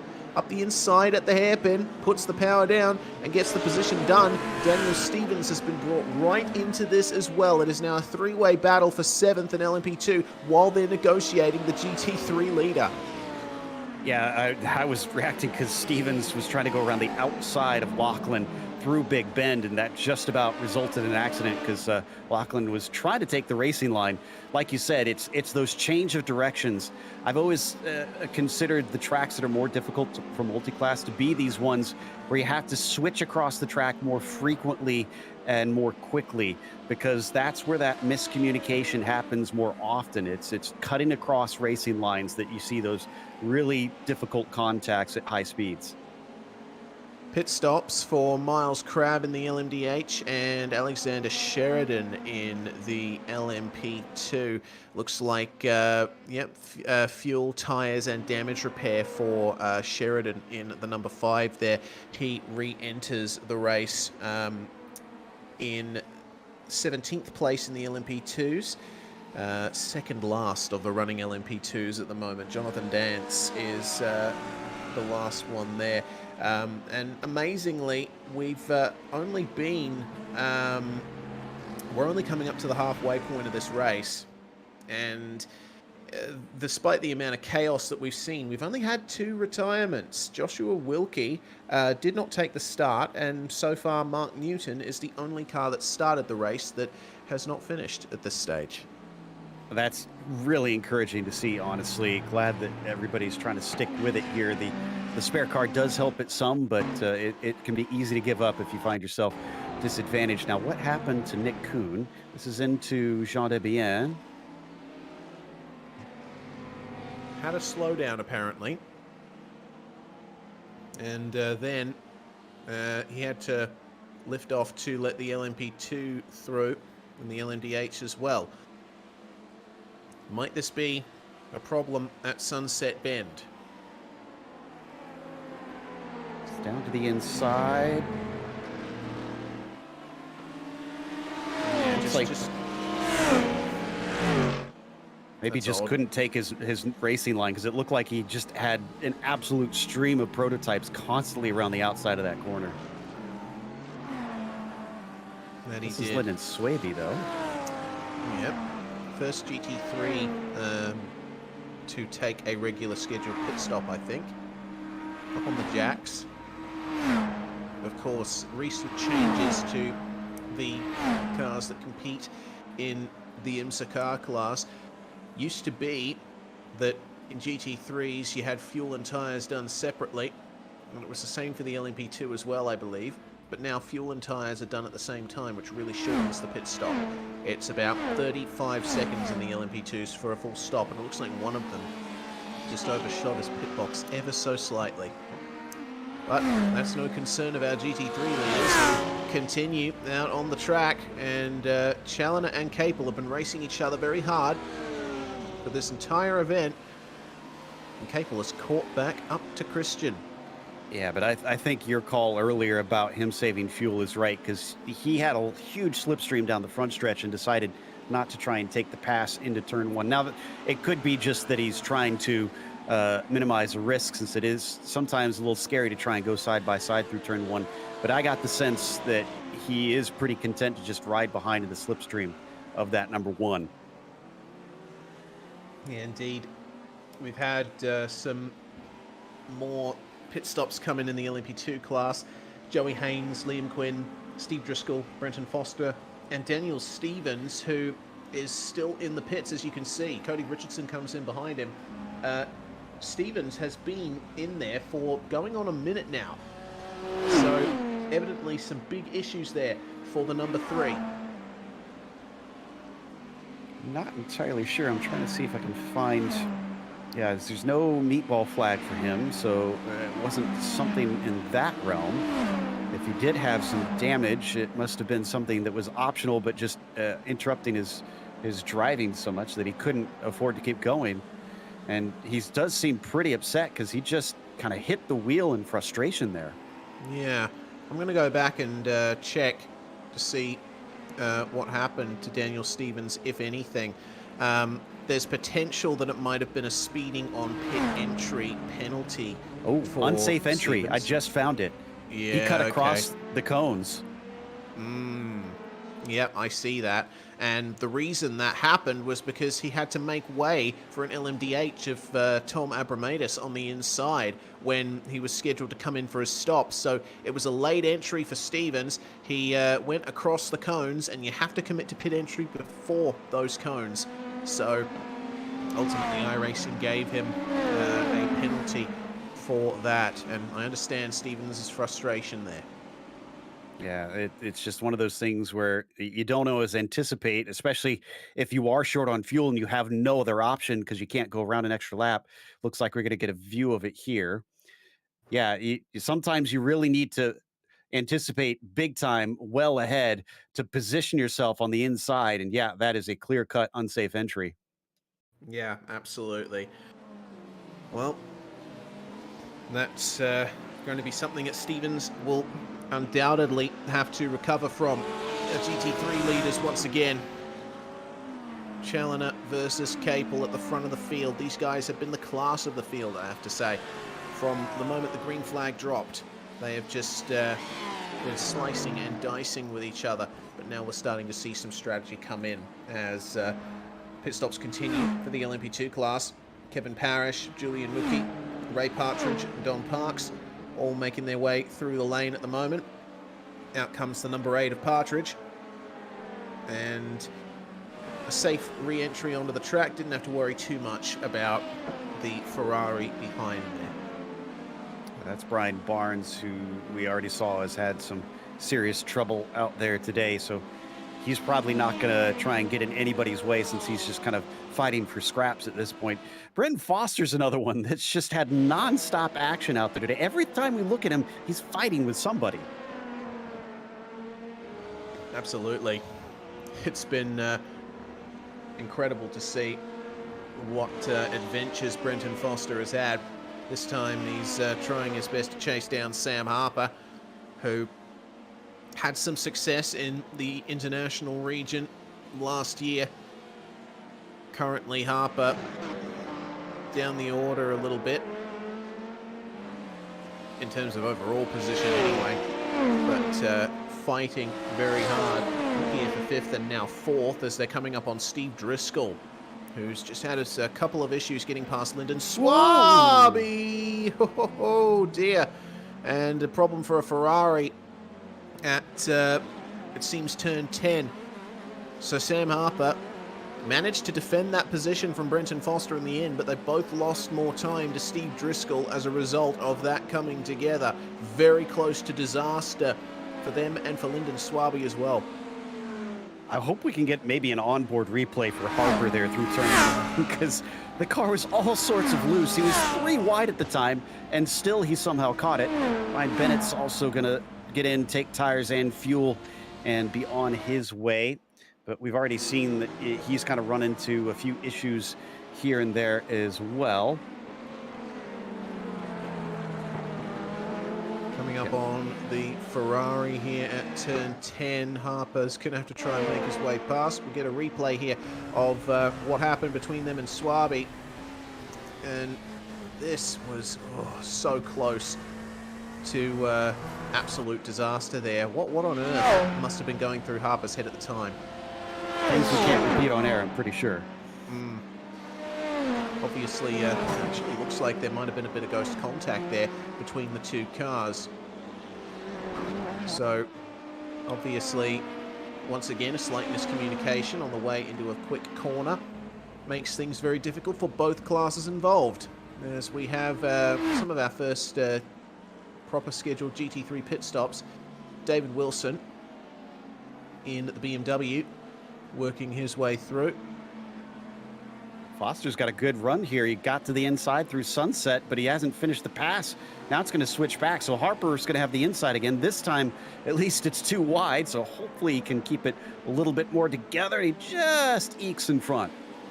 Only just, but remember, he is carrying some slight damage to his right front, and late apex.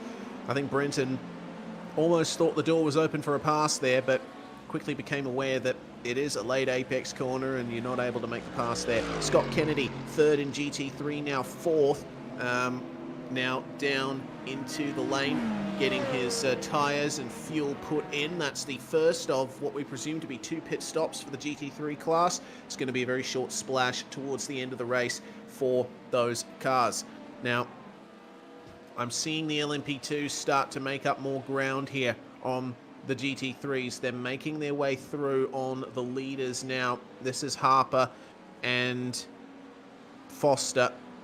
They've just made their way past Lachlan Capel, and they're coming up to Christian Challoner now. The gap between Capel and Challoner, sorry, has extended once more, likely due to traffic. So not much benefit of a slipstream for the Audi of Capel, but this battling pair make their way past the GT3 leader nice and cleanly. You can see in the upper left, we're pretty close to halfway. If they can go another lap around, that means they can one-stop it. But if they have to stop this time, then yeah, it's going to be a super short splash and dash at the end. Indeed. Well, keep our eyes peeled on Christian Challoner and Lachlan Capel as to whether or not either of them are going to come into the lane this time around. Looks like Challoner is avoiding the lane, and so is Capel. So, yeah, it looks like they will be able to make it a one-stopper from here. They've just started lap 30, letting through the LMDH of Chris Tito and another battling LMP2 pair, Garen Batten and Lionel Callisto here. Still not able to leave each other alone. The 61 and the 2 have been in each other's hair for the majority of this race so far. Yeah, and drivers have got to be careful not to lose their cool out there because it's going to be so easy to be frustrated with the various classes pulling moves that you're not used to in most multi-class races. And you got to stay focused on what you're doing. That's what you can control, your car. You can't worry about what everybody else is doing because, yeah, things are going to happen, but you got to let it roll off your back like water off a duck's back. You have to stay collected and make sure that you can keep hitting your marks, keep getting those good laps in. Absolutely. Back onto the Ullman straight. Travis Warling, LMP2 leader as things stand, and he enjoys quite a nice gap over Joey Hinz, 12.5 seconds, and that is a good portion of the straight there. Justin Morton, meanwhile, in the second place of the LMDH category, is now having to face off against Thomas Hinz, who's making his way past the lapped car of Dino Vela. So it's been a good recovery for Thomas Hinz here, looking at potentially second place in LMDH. Here come Challoner and Capel down towards Sunset Bend for the 30th time. We shall see if they decide to come into the pits this time. You would not doubt that they will. Challoner goes in and Capel goes in. So slows down nicely, commits to the pit entry, and now it's going to be a battle of the pit stops. But we should expect both of them to get their stops done in round about 30 seconds. Speaking of 30 seconds, you mentioned the gap between Hinz and Warling. It's about, seconds, sorry. Well, I was going to say it's about 30 seconds from Challoner to Smith. So it's been just huge difference between our top runners in the LMP2s and the GT3s, but a lot closer in the LMDHs for that battle up at the top, which, as I said, is still worth something because you can face off against, you do want to face off against those that are within your class so that you get better points come the end of the race. As we check out the number 71 Audi of Brian Bennett working his way through, I want to highlight Thomas Hinz's pace. He is the quickest car on track at the moment, and he has just been setting blazing lap times. He holds the fastest lap of the race at 1 minute 45.195 and a 45.417 on the last lap, so he has got it down pat. Here's something that's going on here for Iago Moraes. Don't tell me he's had more problems. Let's see. Hang on a minute. Let's see. LMP2s go through, and oh, lordy. Okay. Oh, right. I don't think that's going to buff out. Yeah, nah. That is a very unfortunate incident there for Iago, who was doing so well in the GT3 class. The battling LMP2s come through, and man, you know, just one input wrong. Meanwhile, Scott Kennedy moves into the lead of the GT3 class, but remember, he pitted on lap 28. Short filled the car, so it is likely that he will have to come in before the end. We'll see what he can do, though, on his own here, with not much in the way of his own class to battle with. Ooh, and Challoner just going a little bit off there, coming out. I think that's Tower. Not sure what happened, but he didn't lose too much. You know, just speculation. I'm not sure if this is accurate, but I suspect that Kennedy is going to break up this second half in the 2 equal halves. You know, take a very short bit of fuel, because that, you know, makes for a shorter stop, but also it means that he'll be lighter for more of the time on those. So I think for Kennedy, this is a strategic play just to try and get himself better pace. Yeah, we'll see how it works out for him. The 2 BMWs driven by the 2 Joshuas, Robertson followed by Thomas, managed to let Jason Lottridge through without much incident. These guys are fighting over 9th and 10th in the GT3 class, and it looks like Robertson has managed to get a good run on Thomas that time around. Got to keep an eye out for David Wilson Jr., who's coming up behind them in the red BMW, and that is for position. So, got to take it easy.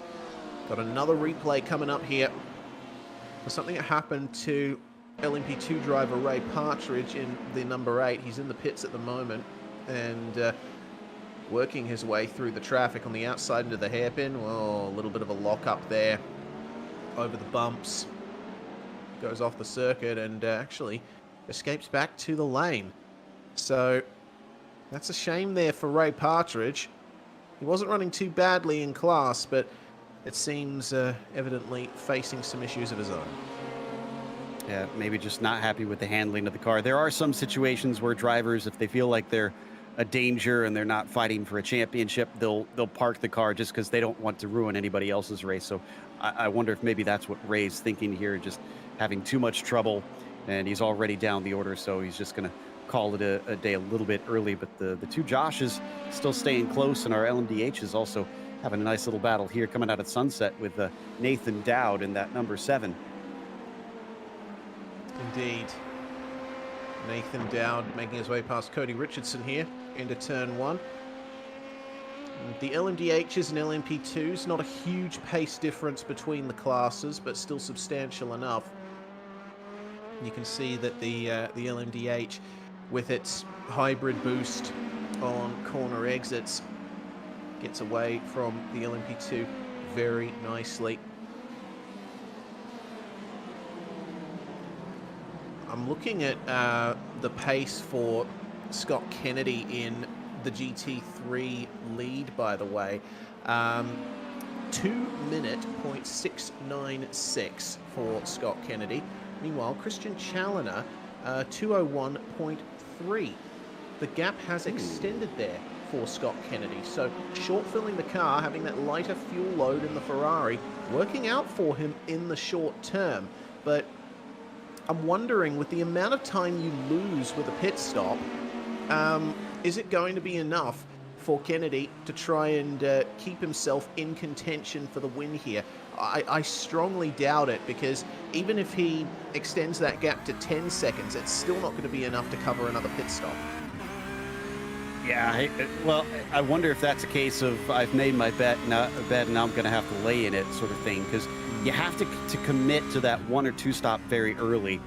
And he probably knew from the very start of the race this is what he's going to do. Or he knew, okay, if I make it this far and my fuel is this, I'm just going to have to go for this strategy sort of thing. Oh, was that contact for Challoner? I think maybe. The LMP2 has come off worse as a result of that. Steve Driscoll trying to make his way past into Tower. And, yeah, just reviewing it now, there was rear-end contact there for Christian Challoner. And both cars were sent airborne for a second as a result of that. So rear-end damage now for Christian Challoner. You can see the rear wing is a little warped now as a result of that. Watching over his shoulder a little more this time as he has to be overtaken by Driscoll a second time. And now Harper's catching up to Driscoll because of that move. Yeah, this is not good for Christian. That can affect a number of things. Handling on the car, it can affect the top speed, it can affect the fuel mileage. This is a wrinkle in his plan he did not want. Yeah. He'd driven the race incredibly cleanly up to this point, and then, through no fault of his own, has picked up some damage in one of the more difficult parts of the circuit to make passes. Oh, Lachlan Capel! Oh, my goodness! Capel behind him! Heavy contact there! What on earth? He disappeared for a long time, and because he was gone for so long, Adrian Stefan didn't know he was going to be there and ran into the back of him. Oh, man. Well, that's internet issues for you. When GT3 disappears off track and then reappears right in front of you as a prototype driver, there's absolutely nothing you can do. That is race-ending damage there for Lachlan Capel. He is retired from the race. He will not be in contention for victory here. So now it looks like it's just down to Christian Challoner to try and manage that damage. So watch this. Lachlan Capel coming into Sunset Bend, and you'll see him disappear with a slight internet connectivity problem there. Now watch this. We wait, and towards the start-finish line, reappears just in front of the LMDH, and there is no time for them to react. And he probably had no idea why he was hit like that, because sometimes when you're in the car, you can't tell that you've disappeared in that way. Everybody else seems fine, but it's just nobody can see you. So I'm sure he was a little irate at first until someone explains to him what exactly went down. Yeah, still a massive gut punch to Lachlan Capel, who had driven fantastically for this race and really deserved a podium position with how he was driving. So now it is between Scott Kennedy and Christian Challoner for victory, and it seems that Challoner is the one with the advantage purely by only having to take one stop during this race. The gap is there, and they are separated by the length of the start-finish straight here at Sebring. Yeah, last lap was a 2:02.4. Ooh, this one's a 2:03.3. I thought maybe the last time was because he got hit, and that was the lap where he was unsettled by the LMP2, but it's continuing to go backwards. So two things I think this could be. Could be some of the damage. I don't think he has enough that it really hurt him that badly. Or it could be that he has to make a fuel number here, and he doesn't have a partner to work with. So he's kind of forced into this pace to make it a one-stop. As long as he can keep the pace up, yes, he should be able to beat Scott Kennedy, even if he is a little bit slower. But that's a big if still. Yeah, we genuinely have no idea which of these GT3 runners is going to come out on top at this stage. That partial damage for Challoner, and then the race-ending collision for Lachlan Capel has changed the face of this race as Paul Slavonic makes his second pit stop there, and looked like he went for a bit of a short stint at the start of the race, and now he should be good to the very end of the 60-lapper. Interesting to note, our LMDHs are starting to get mixed up amongst many of the LMP2s. In fact, they're on the same lap as a good chunk of them. So that's going to get ever more difficult. And when you see that, that means that's a race for position. So when you see the two leaders start to come close together, the fighting is going to be even more fierce. Indeed it is. And they're going to have to take care. Thomas Hinz has made his way into the lead of the LMDH class now, past Christian Abate some time ago. And I've got to say, magnificent recovery for Hinzy after finding his way into the grass and stopping on the very first lap of the LMDH's race, and not facing many issues down the Ullman straight there. So let's see what Hinzy can do. He's still the quickest car on track by some margin. I find it kind of amazing that he did get back up to the front as quickly as he did. It was less than an hour that he was at the top of his class. Then you got to wonder, though, what was it? Probably around 10 to 15 seconds that he lost. How is that going to affect him in the overall race? As there you see him ducking under Brian Barnes there, coming through 3, 4, and 5 here. He has got, I think this is a good spot. Yeah, there's very light traffic in front of him up for the next bit of the lap. So this is where he's probably going to have to boogie. Justin Morton's going to have to boogie as well if he wants to catch up to Christian Abate. Just making his way past an LMP2 into Big Bend and then into the hairpin, right up behind another LMDH there. Morton is still got a little bit of way to go before he gets to Abate. There is a car, actually two cars in between him and Abate at the moment. There is the Ferrari of Brian Barnes, and that's a bit of a tough spot to make your way past, as both cars are trying their best to turn left and not spin. Now, just Jay Shallington ahead. Jay Shallington down 44th overall, 4 laps down on the GT3 leader, and Morton will get up to him very shortly, and then there'll be no cars, or actually still one car in between himself and Christian Abate, Brian McGreevy. And actually, this is another battle that's going on here. Jay Shallington and Brian McGreevy splitting Morton and Abate here. They're fighting for position as well. And you could see from our driver cam there on Morton just the tension that these drivers are experiencing in that situation. He heaved a huge sigh of relief once he got back past that huge chunk of traffic. So I think the drivers are really feeling it out there. We've seen already some tempers explode, and now we're seeing just how much stress this is putting on everybody. Indeed. Well, yeah, when you talk about stress, you got to bring up the heart rate monitor for Daniel Stevens. It's a little bit better than it was, 125, actually going down on the way into turn 1 there and going up on the exit. I find that myself when I'm going through turn 1 at Sebring. The heart rate goes up a little bit as I think, okay, have I made the corner? Have I made the corner? Am I going to go off? No, phew, fantastic. Stevens here, still trying his best to make up some ground here in the LMP2 class, making a pass on Brian Bennett in the GT3 class. Bennett has actually made his way into 3rd overall as a result of the issues for Lachlan Capel and others, and that's amazing to see for the very same car that we saw spinning on the Ullman straight on only the 2nd lap. Yeah, exactly. So you can't give up in this series. You just got to stick with it. And, well, you got to make a few scary moves as well as he ducks to the inside of Tower there past Brian Barnes. And Stevens running 11th in class right now. Kind of far down compared to a lot of his rivals, but making sure that he's not out of contention to at least maybe try and get a top 10 amongst the same cars. Now, Challoner here, I have been watching his lap times. He's cut it back down to the 202s on the last couple laps, but it's still... Oh, and he's pitting in this time. Oh, okay.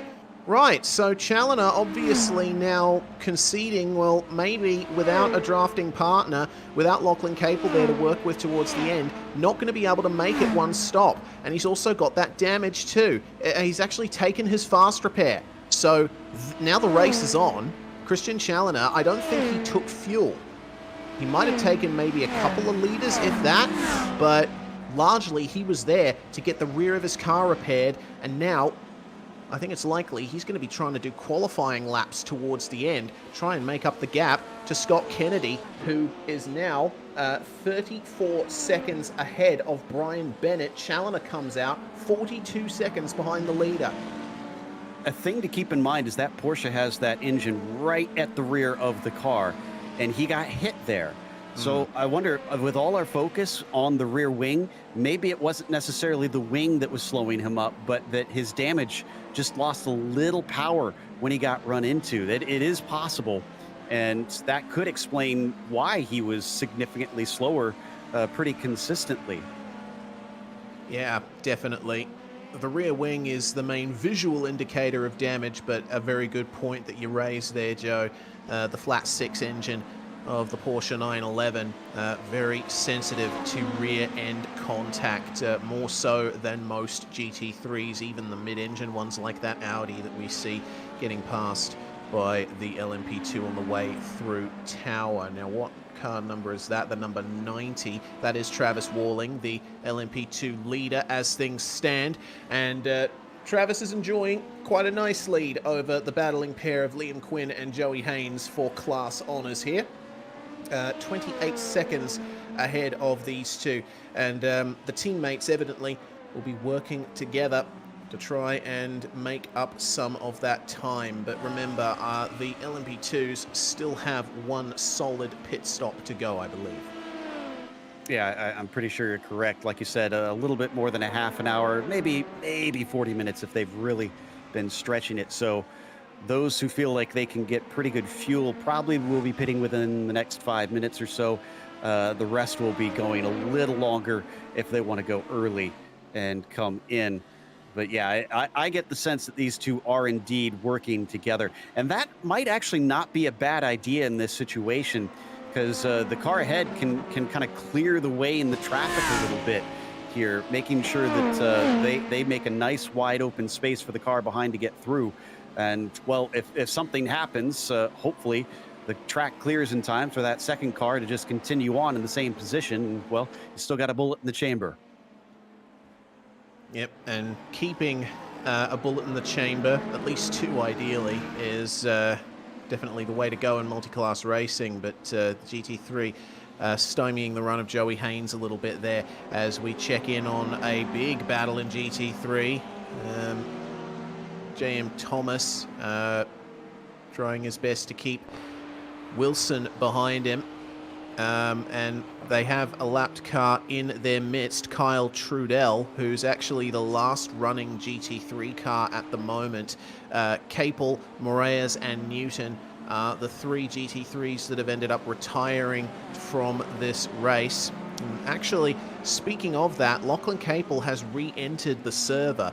He is currently in the pit lane at the moment, so we might see Capel out there for a few laps at the end, but not too sure at this stage. Have a look at that. Oh, LMDH off the track there in Big Bend, and this is looking very confusing. That was Lotridge, and I'm very glad, but a bit surprised that he kept it from wrecking, because God, you're going fast around Big Bend, and he must have just gotten out of the throttle enough to make sure that it kept control, but he was really going fast. Oh, and they're coming up to a wreck of Lionel Callisto here in the LMP2s. He's going to have to take a tow. Yeah, he is. Lionel Callisto, definitely one of the drivers that we were focusing on quite a bit over the course of this race, racing really well, and such an unfortunate error for him. He did that all on his own, out of Cunningham and into Collier. Here is the issue, and just a little bit of oversteer on the exit, overcorrected and spun the other way. That's something that could very easily happen in the Dallara P217. It's oh god, he picked up more damage as a result of trying to flick spin it and got into the barrier. That is huge for Lionel Callisto, but an easy error in the LMP2 car. It does have traction control, but you usually don't want to activate it. You've got to feed the throttle out of every single corner. If you get a bit of oversteer, it's very hard to recover the slide. Lionel's been a part of this series pretty much since the beginning, when it was called the Pacific Majors, actually. And he's got 4 wins to his name and 83 starts. There's not many drivers that have that are close to 100, just because there's not that many races in the course of a year. So he's a veteran, but unfortunately, it looks like some of the edge has worn off since the days of his winnings. Real shame there for Lionel. Either way, we hope that he'll be able to get back out on track and get a classified finish there. As we focus on the number 11 of Brenton Foster. He has still got Garen Batten behind him, and Foster has been a driver involved in pretty much every battle we've seen over the course of this race.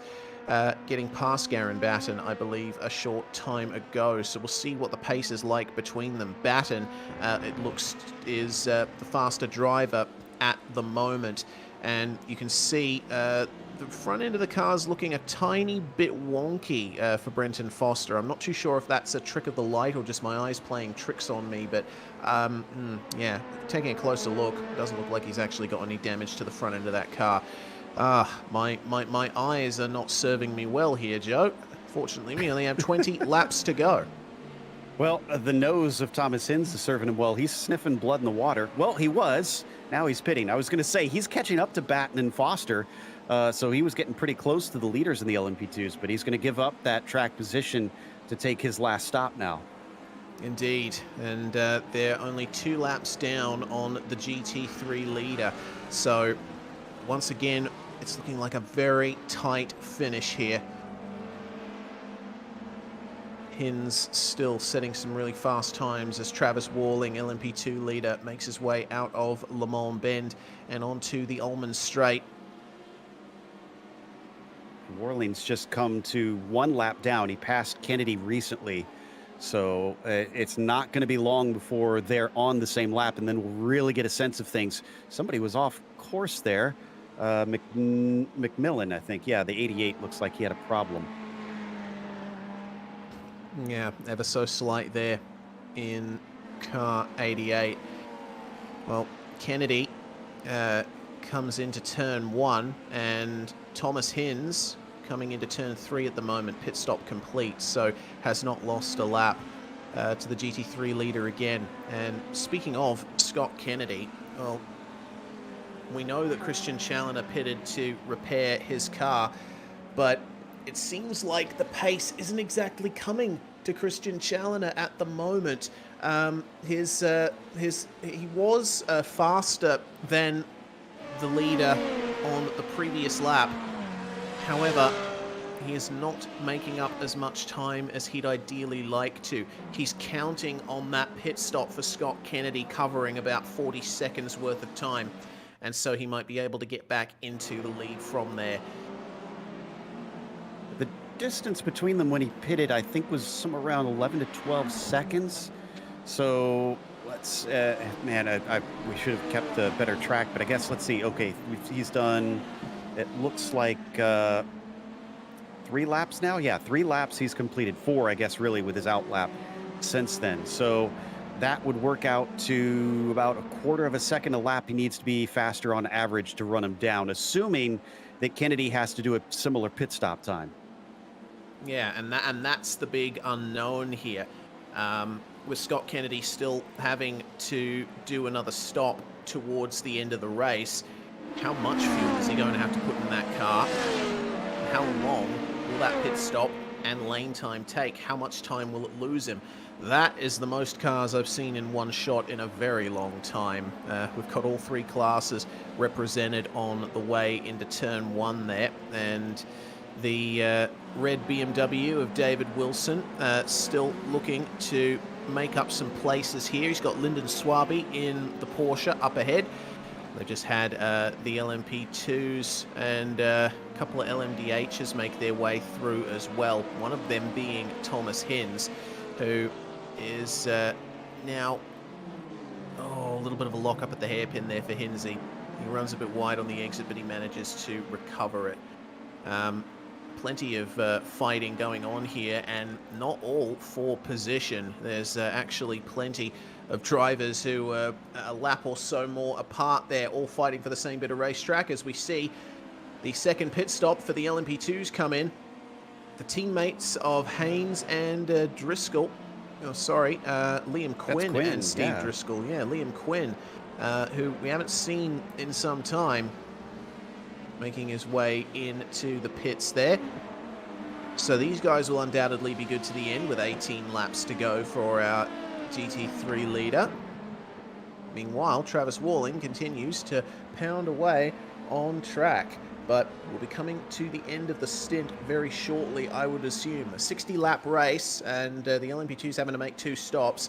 The ideal way to do it, I suppose, would be to split it evenly. 3 stints of 20 laps each, as Brian Bennett comes into the pit lane. Has not fully repaired his car. He's still keeping the fast repair in hand, but he's going to move down to 6th place in the GT3 class as a result of that. And Scott Kennedy still in the lead.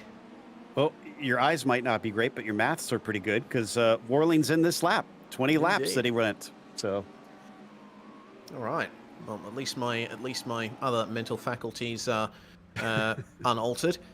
So Warling's pit stop now being completed as we speak. Up on the jacks, getting the tyres put on there, potentially. A 2-hour race means that tyres aren't really necessary. The tyres can last quite some time in the LMP2 car. It just goes up on the jacks automatically when the fuel gets put in. So unsure if Warling has taken tyres on this pit stop. I don't know if it would be the best way forward, because he'd have to spend some time getting those tyres up to temperature. Kennedy, meanwhile, takes his second pit stop, and this is where things will get interesting. Christian Challoner is coming into Sunset Bend right now.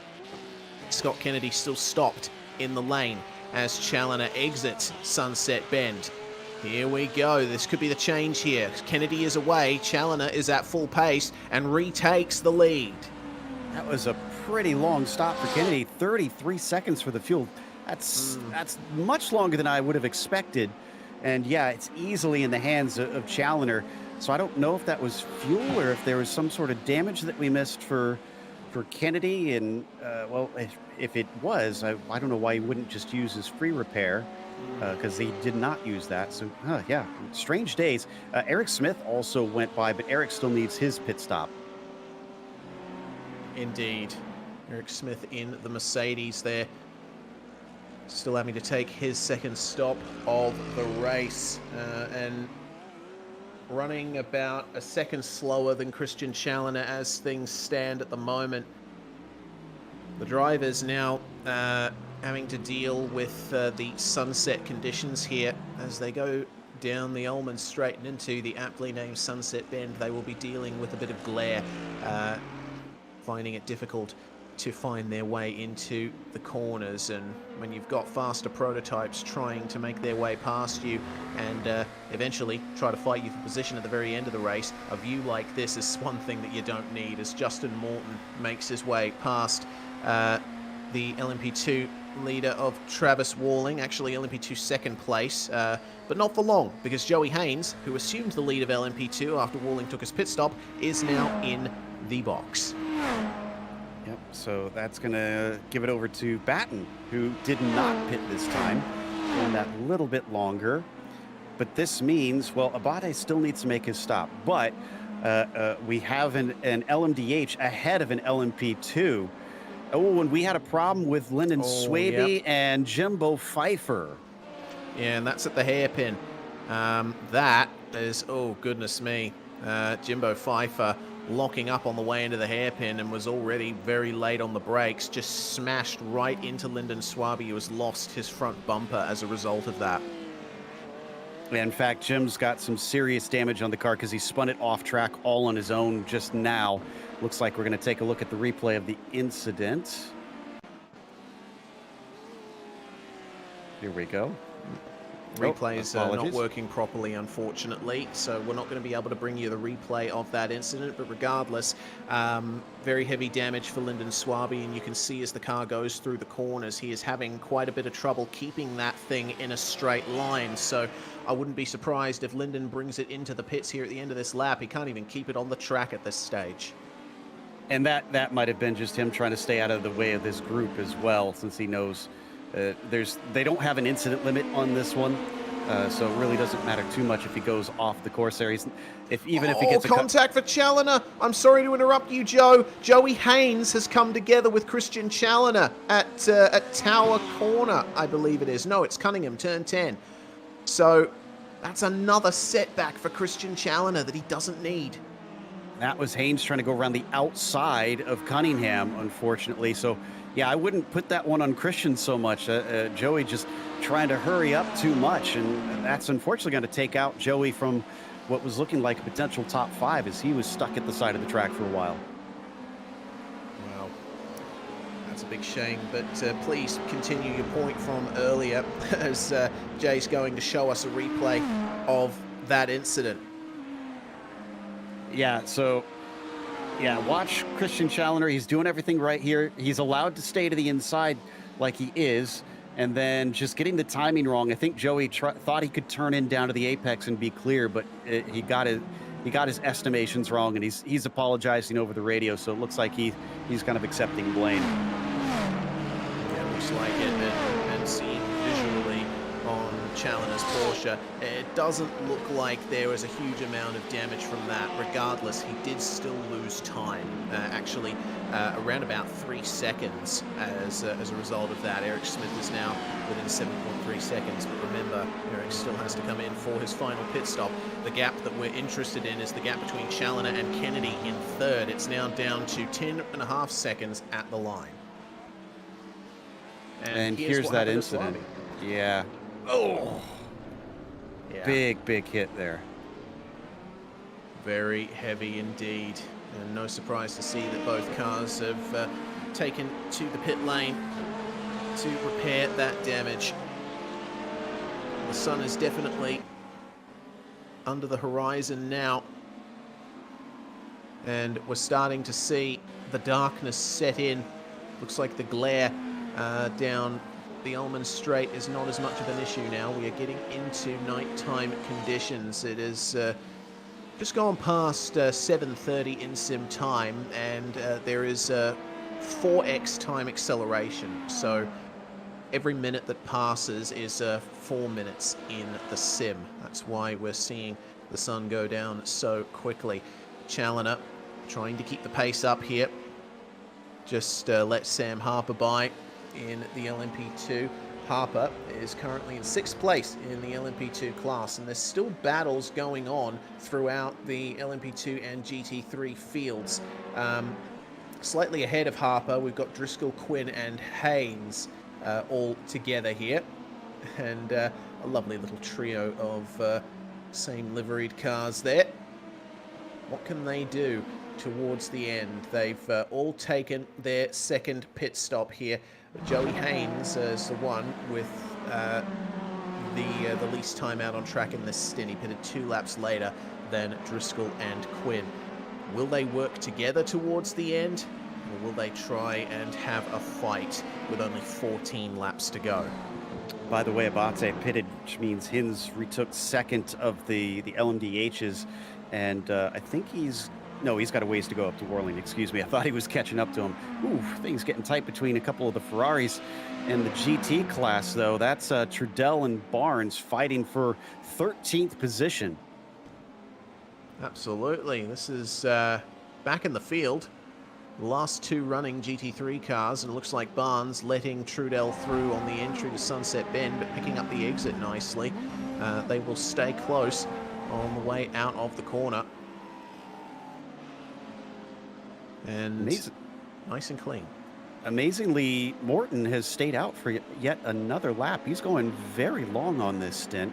He's got to give that up eventually. And, saw somebody off there. Didn't quite make out who that was. I didn't see either. It was Ray Partridge, sorry. Ray Partridge continuing to suffer some issues in his LMP2 car. Justin Morton we're taking a look at on the way into the hairpin. He's actually started coming up on the GT3s now. He'll be coming up on Lyndon Swaby in about 40 seconds time, but still has to take his final stop. 21 laps completed on this stint so far for Justin Morton, so wouldn't be surprised if we see him come in within the next lap or 2, and it's going to be between him and Hinz for the class lead. The overall lead remains with Christian Challoner. The handicap will certainly be coming into effect very shortly here. Will Justin Morton and Travis Worling be able to make their way to the front, or more to the point, will Thomas Hinz be able to as well in the LMDH class? Yeah, we're really not going to know these answers until pretty close to that checkered flag, but that's what makes this so exciting, is that even we can't tell, except for maybe a few educated guesses based on some of the distances that we're seeing. Once they get to the same lap as the leaders, that will really tell the tale as we watch them come down the Ullman Straight here. This is Travis Worling, who has made his last stop. So he is good to go to the finish from here, and basically is just in full tilt. Doesn't need to waste any time all the way to the end. He needs to try and make as many passes as he can in these next 13 laps. He just passed a battling GT3 pair as well, Brian Bennett and Joshua Robertson, who are fighting over 6th place in class, and we see just how close they're getting here into turn 3, as now we are really starting to see the light fade away. The driver's headlights will be their only clue as to where to go pretty soon on most areas of the track aside from the start-finish straight. It seemed that Robertson was catching up to Bennett through the first part of the circuit, but evidently losing out a bit as the LMDH of Jason Lottridge had to take an off-track excursion at the hairpin there, just overshot the braking zone and slithered off the circuit there. Yeah, thankfully didn't hit anybody, just kind of outbraked himself in that situation. Glad to see he was able to find a gap and get between those two. As we continue to watch, now he's going to have to go through them again, unfortunately, so that holds everybody up in that sense. At least gets by Robertson, and he's got, I think, Daniel Stevens behind him, starting to catch up, which is a car from a different class, but they are racing for position. Let's see what happened to Pegleg here, because apparently we got a replay for him spooled. We do, and I'm just going to update you all. Justin Morton has just entered the pits, the LMDH leader. So Lyndon Swaby, here we go. Let's see what happened. Oh no! All right, yep, that's certainly not going to work out well. Head on. Wow. Yeah, it looked kind of innocuous at first. Thought, oh, he just got bumped off. He could probably get back on track. But no, it's very hard to stop in that grass outside there. So that was some pretty big damage. A real shame, because he was trying to recover from already some dramas earlier in the race and just wasn't meant to be. For fans of Morton, though, I think, is he coming out second of the LMDHs? He is. Wow. Yeah, absolutely. And Thomas Hinz not too far ahead. Hinz just making his way out of turn 5 now as Justin Morton enters turn 5. The gap between them is about 3.8 seconds. And Morton, it seems, is gaining ever so slightly. So this could be one heck of a finish between the LMDHs, but they've still got to try and find their way past the GT3s 2 more times before the end of this race. They are a lap down on the majority of the GT3 field still. One thing I love about the majors, you can see displayed there just above the plaque that Justin has, is you can earn coins for your performances in certain races. Having 3 of them is no mean feat, so that's why you're seeing those so proudly displayed. So there is physical stuff that these guys are competing for in this series. Oh, just passing a stopped car there. Daniel Stevens having an issue there in the number 3 through Jean de Bien. And it looks like a self-spin there. He was trying to negotiate an LMDH. Stevens is now back up and running, but decidedly frustrated, I would say. Yeah, most likely heart rate's down, though. It's only at 122, so he's calm about some things. Indeed. Checking back in with Hinzy, the driver who qualified fastest in the entire field and has shown himself time and time again to be the class of the field in many races in the major series in the international region over the last couple of years, leading LMDH. The freshly pitted Justin Morton is 5.2 seconds behind him now, so Morton has faced some issues with traffic. Hinzy, though, with a clear track ahead of him for the time being. We'll see what Morton can do from here. I wonder, what if we could just take another quick look at Hinz? I'm very glad that we don't have visual of other drivers while we're driving, because that is a stare that if I wanted to ask him the time of day, I'd probably kind of say, oh, wait, no, I'm going to just go ask this other person, because my goodness, that is a serious stare. Yeah, it's a stare that we are very familiar with here at SimSpeed TV. Every time we get on the Zoom feed with Hinzy, he is fully focused and ready to make friends out on track. The only time, in fact, I've only ever seen him smile like twice on the Zoom feed, and one of those times was when he was crossing the line for victory, celebrating a podium. Either way, the number 90 of Travis Walling continuing to work his way through here. He's just passed Scott Kennedy, 3rd in GT3, so he is on course to be the first driver in either of the prototype classes to completely unlap themselves from the GT3s, and then the race will be on. Thomas Hinz is just coming into turn 3, 4, and 5 now, so we'll see how quickly he'll be able to catch up to Walling and try and make it a 3-way fight between the 3 classes for overall victory. 10 laps to go doesn't seem like a lot of time. You have to consider how far back these classes were. 3 and 4 laps at the start of this race when they were released, and yet they've made it all up. in less than 60 here. Well, almost 60 laps. So these 10 laps are going to go by in a flash, and the drivers are really going to start to catch up.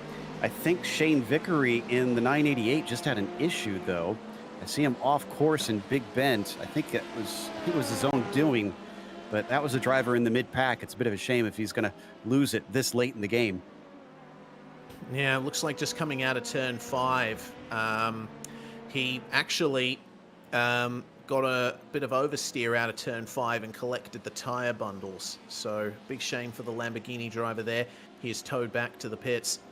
We also see that Lyndon Swaby, unfortunately, has retired from the race as a result of that contact we saw earlier on the replay.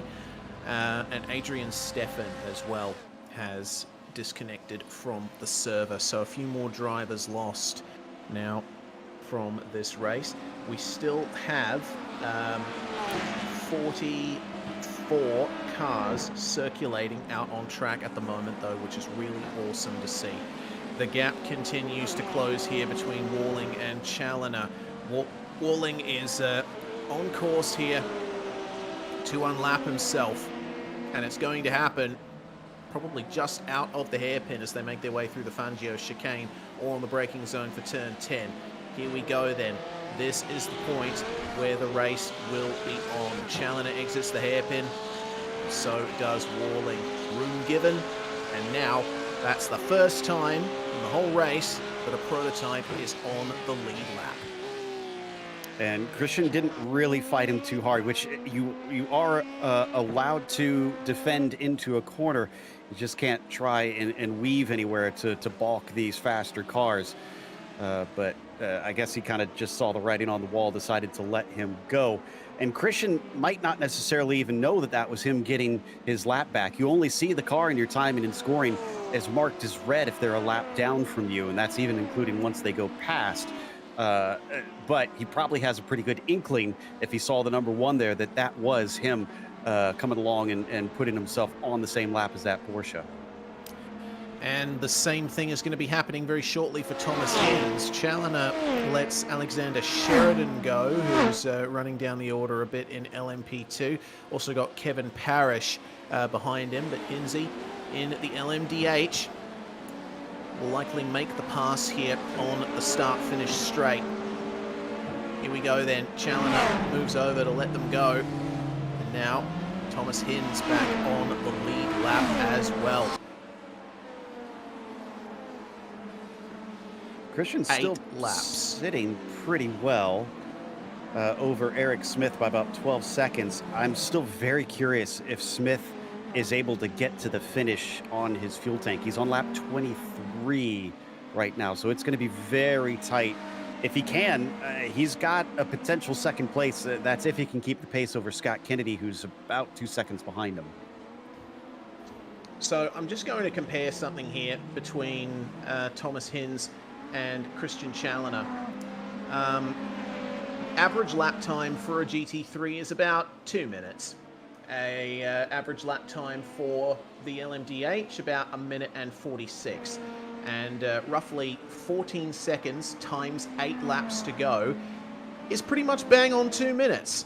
So wow, this is going to be a massive ask here for Thomas Hinz to keep the pace up. Also, on the other side of the coin, for Christian Challoner to keep the pace up as well and try to avoid giving up too much time as faster class cars make their way past him. And I haven't even considered Travis Walling. 1 minute 48 is his last lap time, and that's what he's been running for the majority of the race. And Walling is quite a ways ahead of Challoner now on track. Just coming into Sunset Bend. So I think things are going to be more or less equal there as well. Travis, though, only has about 2 seconds over Hinz. Yeah. So I fear that Travis doesn't have as great of a shot trying to fend off Thomas at this point, as we see from the perspective of Hinz. Ooh, it's really, and yeah, look at the disappointment. Yeah, he knows he needs every 10th out here, and he is not taking any guff from anybody. Absolutely not. Well, makes his way through turn 5 on the power. let the hybrid motor give you that extra 100, 150 or so horsepower, and then regenerate a little bit more under brakes through the hairpin. As night falls here at Sebring, just gone past 8:30 p.m. in sim time. 7 laps to go for Christian Challoner up at the front of the field. Eric Smith is still in second place, 13 seconds back. Eric completing 23 laps so far. Wondering if there's going to be a small splash and dash for Eric Smith right at the end, or if he's saving fuel to try and make it a class podium and potentially an overall podium as well. As there we go, Thomas Hinz makes his way past Travis Walling on the way into Gendebien corner, and I think that's pretty much sealed the deal for Walling and the rest of the LMP2 class. An overall victory is probably not going to happen from here. No, but I think Travis needs to take a little bit of heart, because the next car down, Steve Driscoll, still hasn't even unlapped himself from Christian Challoner. He's put just incredible distance between he and everybody else in the same car as him. Whoa, speaking of things getting a little close there, Hinz, or no, that was Challoner actually. We're dealing with some of our LMDH cars and really trying to make sure that he doesn't give away any inch. His distance to Hinz, now that they're on the same lap, is right now 1:25. All right, we'll keep our eye here on the gap as it moves down. When Challoner crosses the line next, I'll see what his lap time is, and we'll see what the gap is. Challoner crosses the start-finish line now, and Hinz is 1 and 25 seconds behind still. So 15 seconds a lap, 1:10, 55, 30, 15. Yeah, it could be a bit touch and go.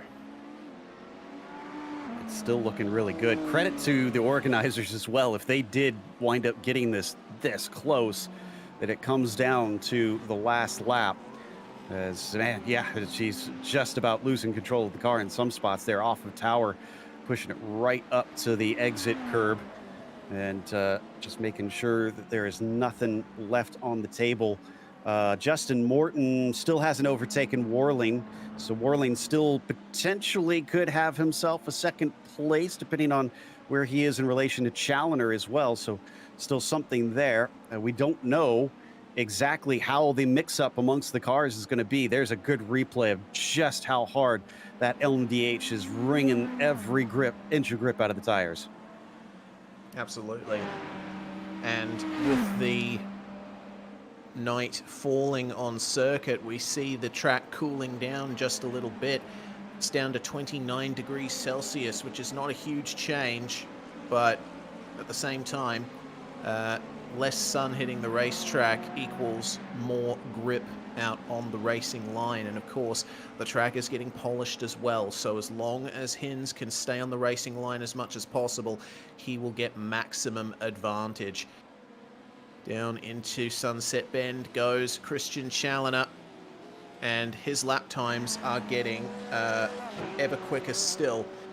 His best lap was set pretty much at the start of the race, 1:59.4, and it was a 59.7 on the last lap, and a 59.7 once again on that lap. And actually, can I just double check that? I might have seen something. Yeah, he was only 0.04 of a second slower than his previous lap there. So Challoner's pace is lovely and consistent right now. Hinz just coming out of Tower turn. Challoner just coming into turn 5. The gap is now close to a minute.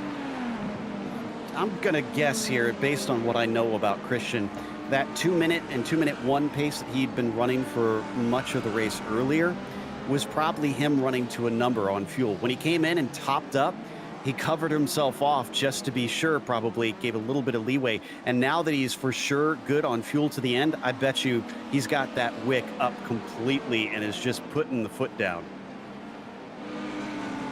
Definitely looks like it. He's driving incredibly hard, paying no mind to the traffic he is having to negotiate. Hinz, meanwhile, has some traffic to negotiate on the bottom of your screen on the way into turn 1.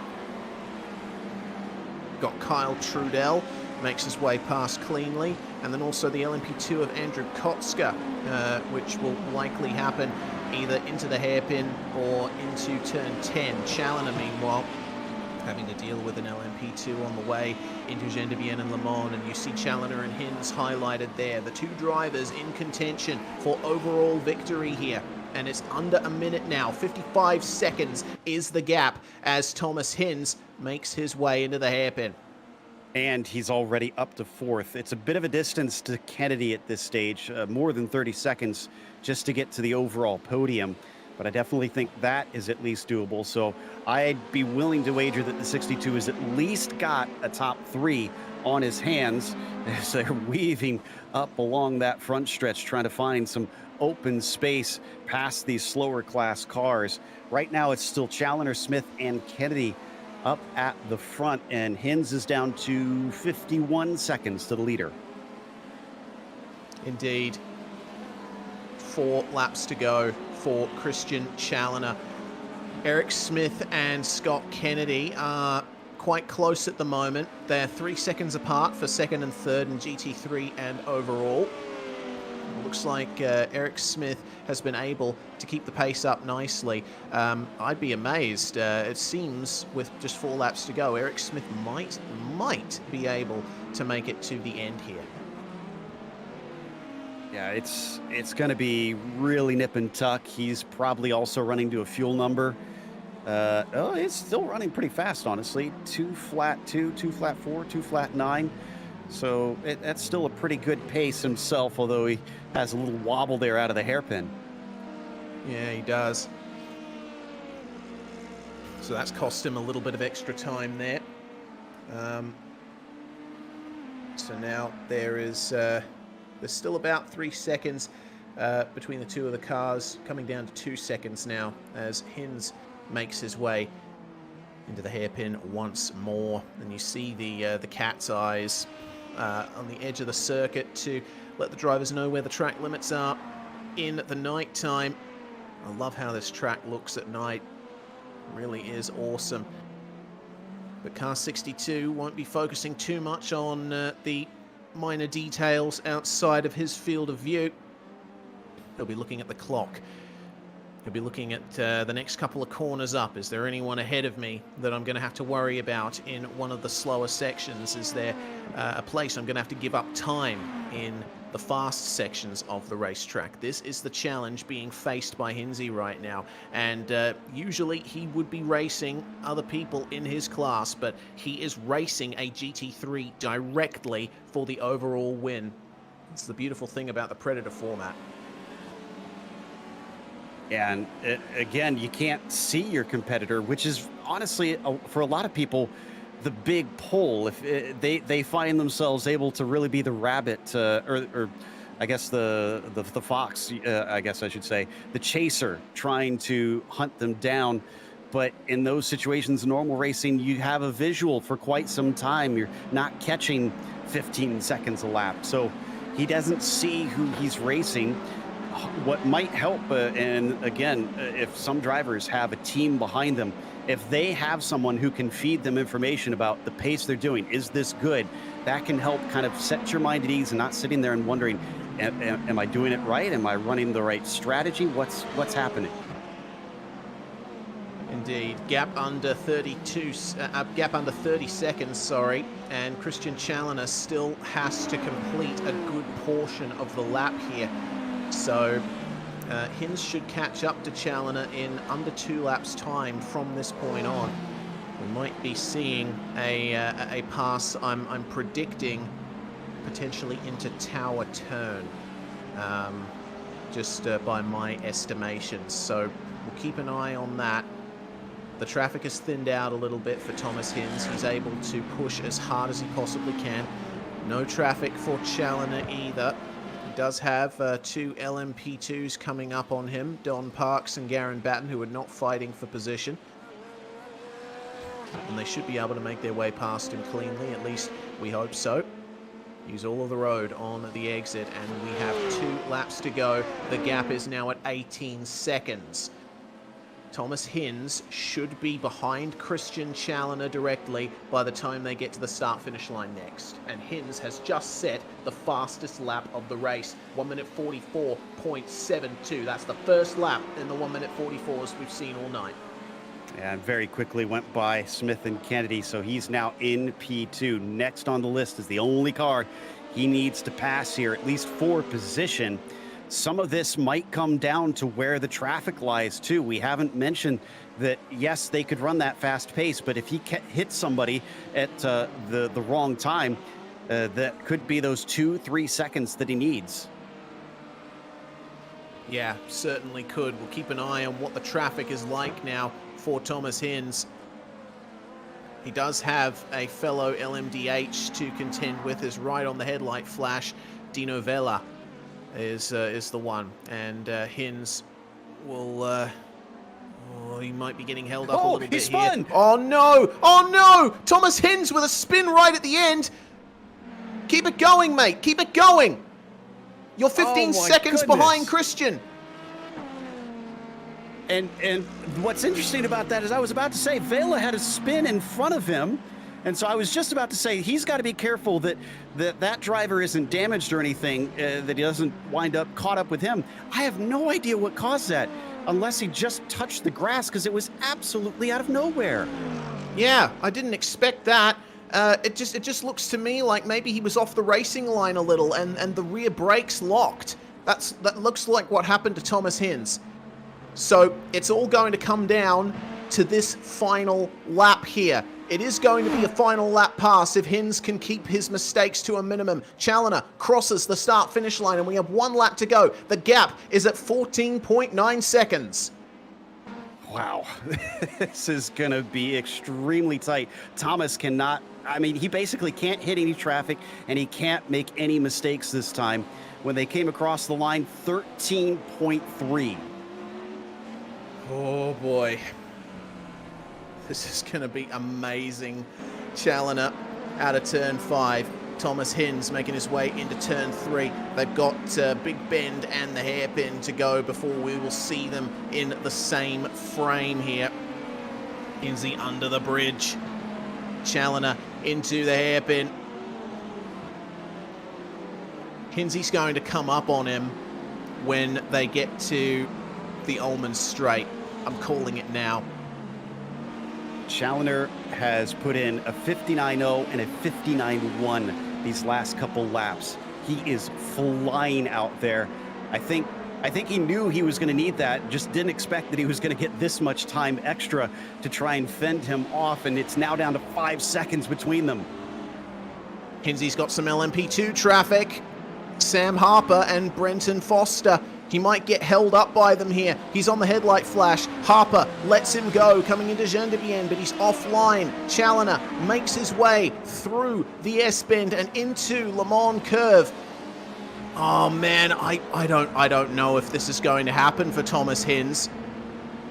It's Harper, 2 seconds. Oh, 2 seconds. Hinzy's going to have to get it done here. Goes 3 wide with the 2 LMP2s. Challoner is right ahead of him. We see him. Challoner is going to go defensive into Sunset Bend. He's going to try and block the advance of Thomas Hinz. They're side by side at the apex of Sunset Bend, and they almost make contact, but Hinzy just makes it past Sam Harper, and he breathes a big sigh of relief and wins the first round of the Major Series for 2023.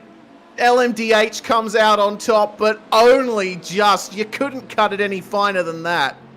1.5 seconds at the line. Also, you got to hold on to the wheel, but he scared himself. He let go clapping and just about wrecked the car across the line.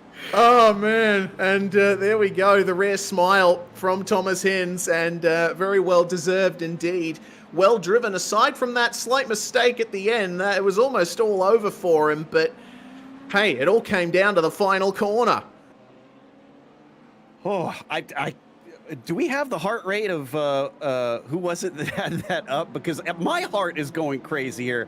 I can't imagine what these guys are feeling.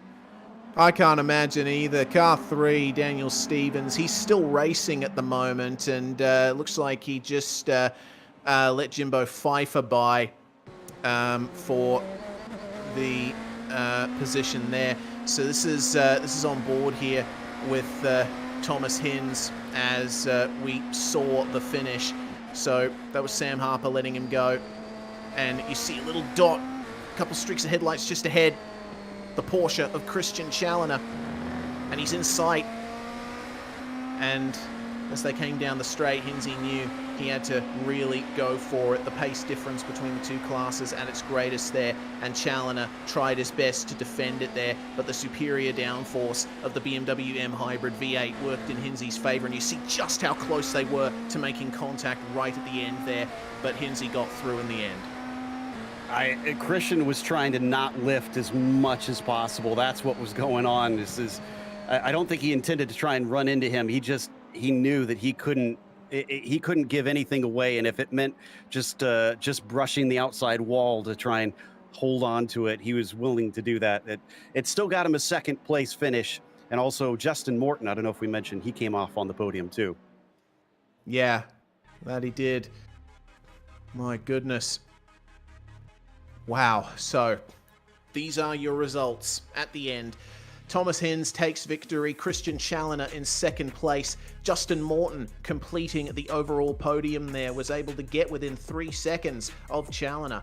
Christian Abate is going to finish in fourth place, and Travis Walling, the top LMP2, completes the top 5. He beats Eric Smith in the second place GT3. Nathan Dowd comes home in 7th place, and then Scott Kennedy, who we thought was in contention for victory in GT3 for a second, has to settle for 8th overall. And Tom Abramatis and Miles Crabb make it 2 more LMDHs to round out the top 10. You have to go all the way to 11th for the second LMP2 of Steve Driscoll, and Nick Kuhn was next for the GT3 class in 12th. Josh Robertson, P13, and Brian Bennett in 14th position. Third amongst the LMP2s was Liam Quinn, 15th overall. Really seems like it was a tough day for the LMP2s. Joey Haynes, P16, and then Garen Batten in 17th. Josh Thomas, P18, followed by Slavonic in 19th, and David Wilson Jr. Last car on the lead lap in 20th. Brenton Foster and Sam Harper will come home in 21st and 22nd, with Doug Buchanan coming home ahead of Alexander Sheridan. Cody Richardson, Kevin Parrish, and Nick McMillan down to 27th place. Shane Vickery finishes in 28th there, and Jason Lottridge and Jimbo Pfeiffer rounding out the top 30. In 31st, it's going to be Jonathan Dance with David Hall in 32nd, followed by Daniel Stevens, P33.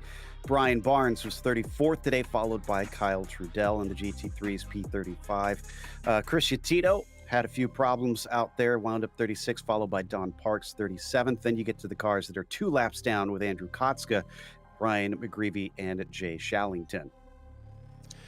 Indeed you do. 41st, Ray Partridge and Julian Mookie behind, 4 laps down. Dino Vela with the late spin at the end there, 7 laps down. Sebastian Jackson, 8 laps down in the LMDH. And then we get to our unfortunate retirements. Lyndon Swaby with 2 big contact incidents with prototypes.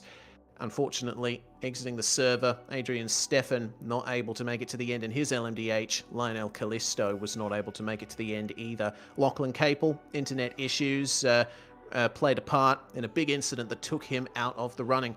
Gregory Hectus, 30 laps down on the leader. Another retirement with Iago Moraes. A very unfortunate one there. He was in contention for GT3 as well. And Mark Newton, our unfortunate first retirement of the race, with Joshua Wilkie, it seems, not taking the start there. Well, that brings to an end the racing action, but we do have our overall winner in the comms box with us. Thomas Hinz joins us. Well, Hinzy, you really cut it fine at the end there with that spin, but ultimately coming through to take victory there. Your heart must have been racing. I'm just going to say that was obviously all part of the plan. I knew the timing. I knew it was going to be close. So I thought I didn't want to make it too easy and get a nice show finish on it. Really, I did not want that at all. Yeah, no, that was... Man, none of that went to plan. Yeah, I had my throttle pedals and having things was been spiking a bit when I initially turned everything on, and I was having that when I started. So I was just distracted trying to get that to behave. And I think that sort of was a bit of a factor in that spin straight up. And then I just kissed the wall so lightly, but it was enough that it was just down a pinch of speed. So that's why I pitted as soon as I could, because I wanted to obviously get that fast repair and get back going at pace. And yeah, I didn't really think I'd get anywhere near back there again. I knew my pace was going to be good, but I didn't think I'd get that far back up, because obviously bled a lot of time. But yeah, once I was out with Justin on the second, when they pitted, and saw how much I was seemingly had the advantage pace-wise, I figured I maybe had a chance of at least being towards the front of the BMWs. But again, didn't really know where we were in the GT3. But then, yeah, in the last sort of 10 laps, I was keeping an eye on it, and I could see roughly where I was, and I could see I was actually maybe a chance. And then I was obviously there towards the end. I was like, yep, cool, should get to him with a lap to go, nice. And then, of course, I decided to just be dumb again and just spin like a noob once more. And yeah, managed to just get him at the last corner. So yeah, way more exciting than I intended, but glad I could still recover it, to be honest. So I'll take it. Yeah, that you will. Honestly, it was seriously a huge ask for the LMDHs to make their way up in the into the GT3 field here. So, you know, coming in with a plan and then having that plan fall apart must have certainly been stressful for you. But either way, you're coming home with a victory to start off the season, and you've been a long-time majors competitor for the last couple of years now. So this has definitely been the best way to start your season. Yeah, definitely.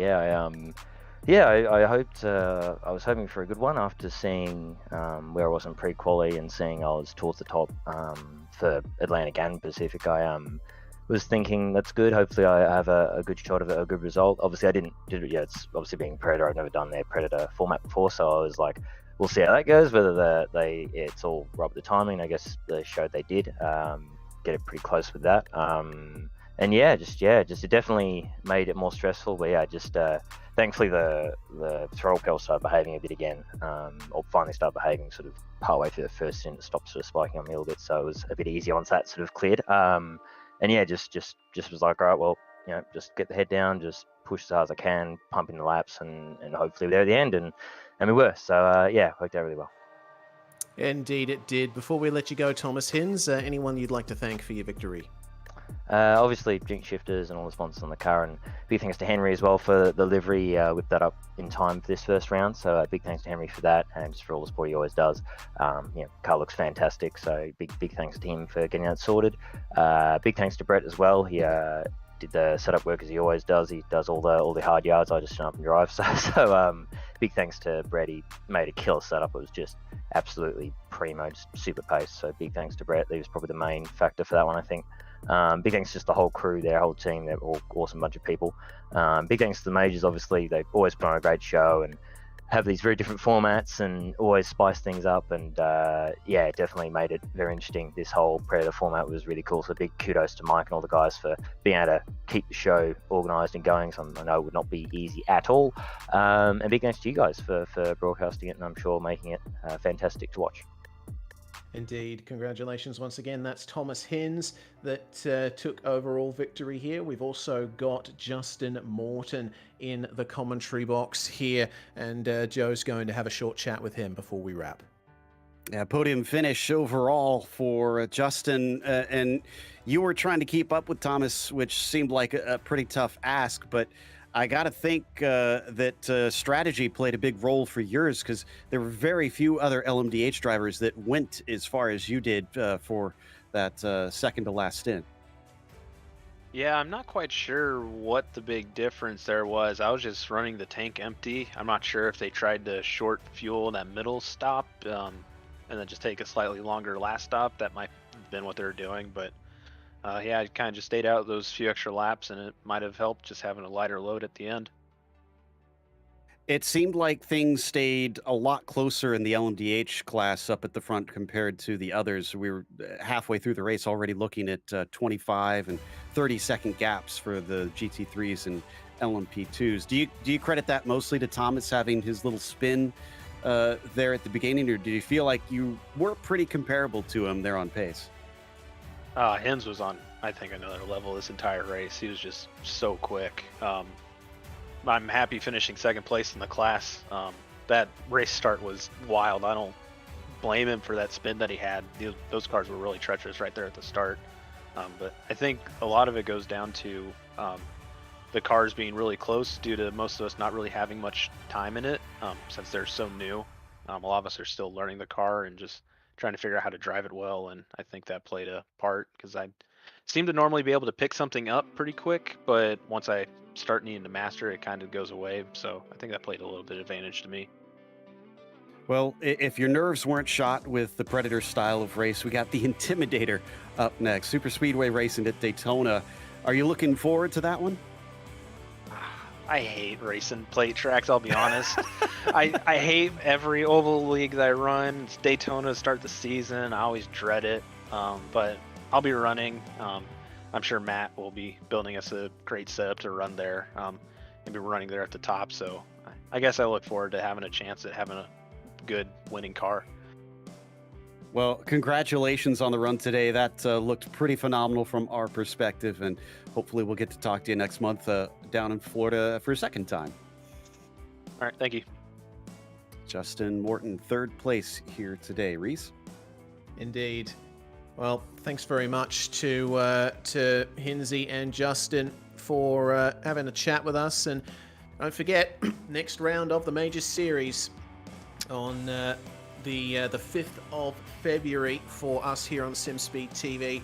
Once again, we'll be going to Daytona for the next round, the Intimidator format, and we'll be able to give you an explanation of that when the race comes around. Regardless, it's going to be a magnificent race. Super Speedway plate racing in modern stock cars. It's what we like to see. Hopefully you'll be able to join us for that.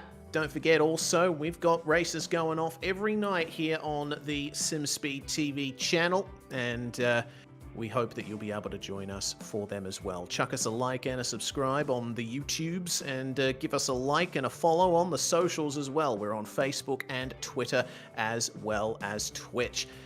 Thanks very much everyone for watching. I'm Reese Gardner. Joe Peak alongside me and Jake Kennedy behind the scenes. Make sure to support the Wounded Warrior Project as well, the charity being supported for this round of the majors. We will see you next time.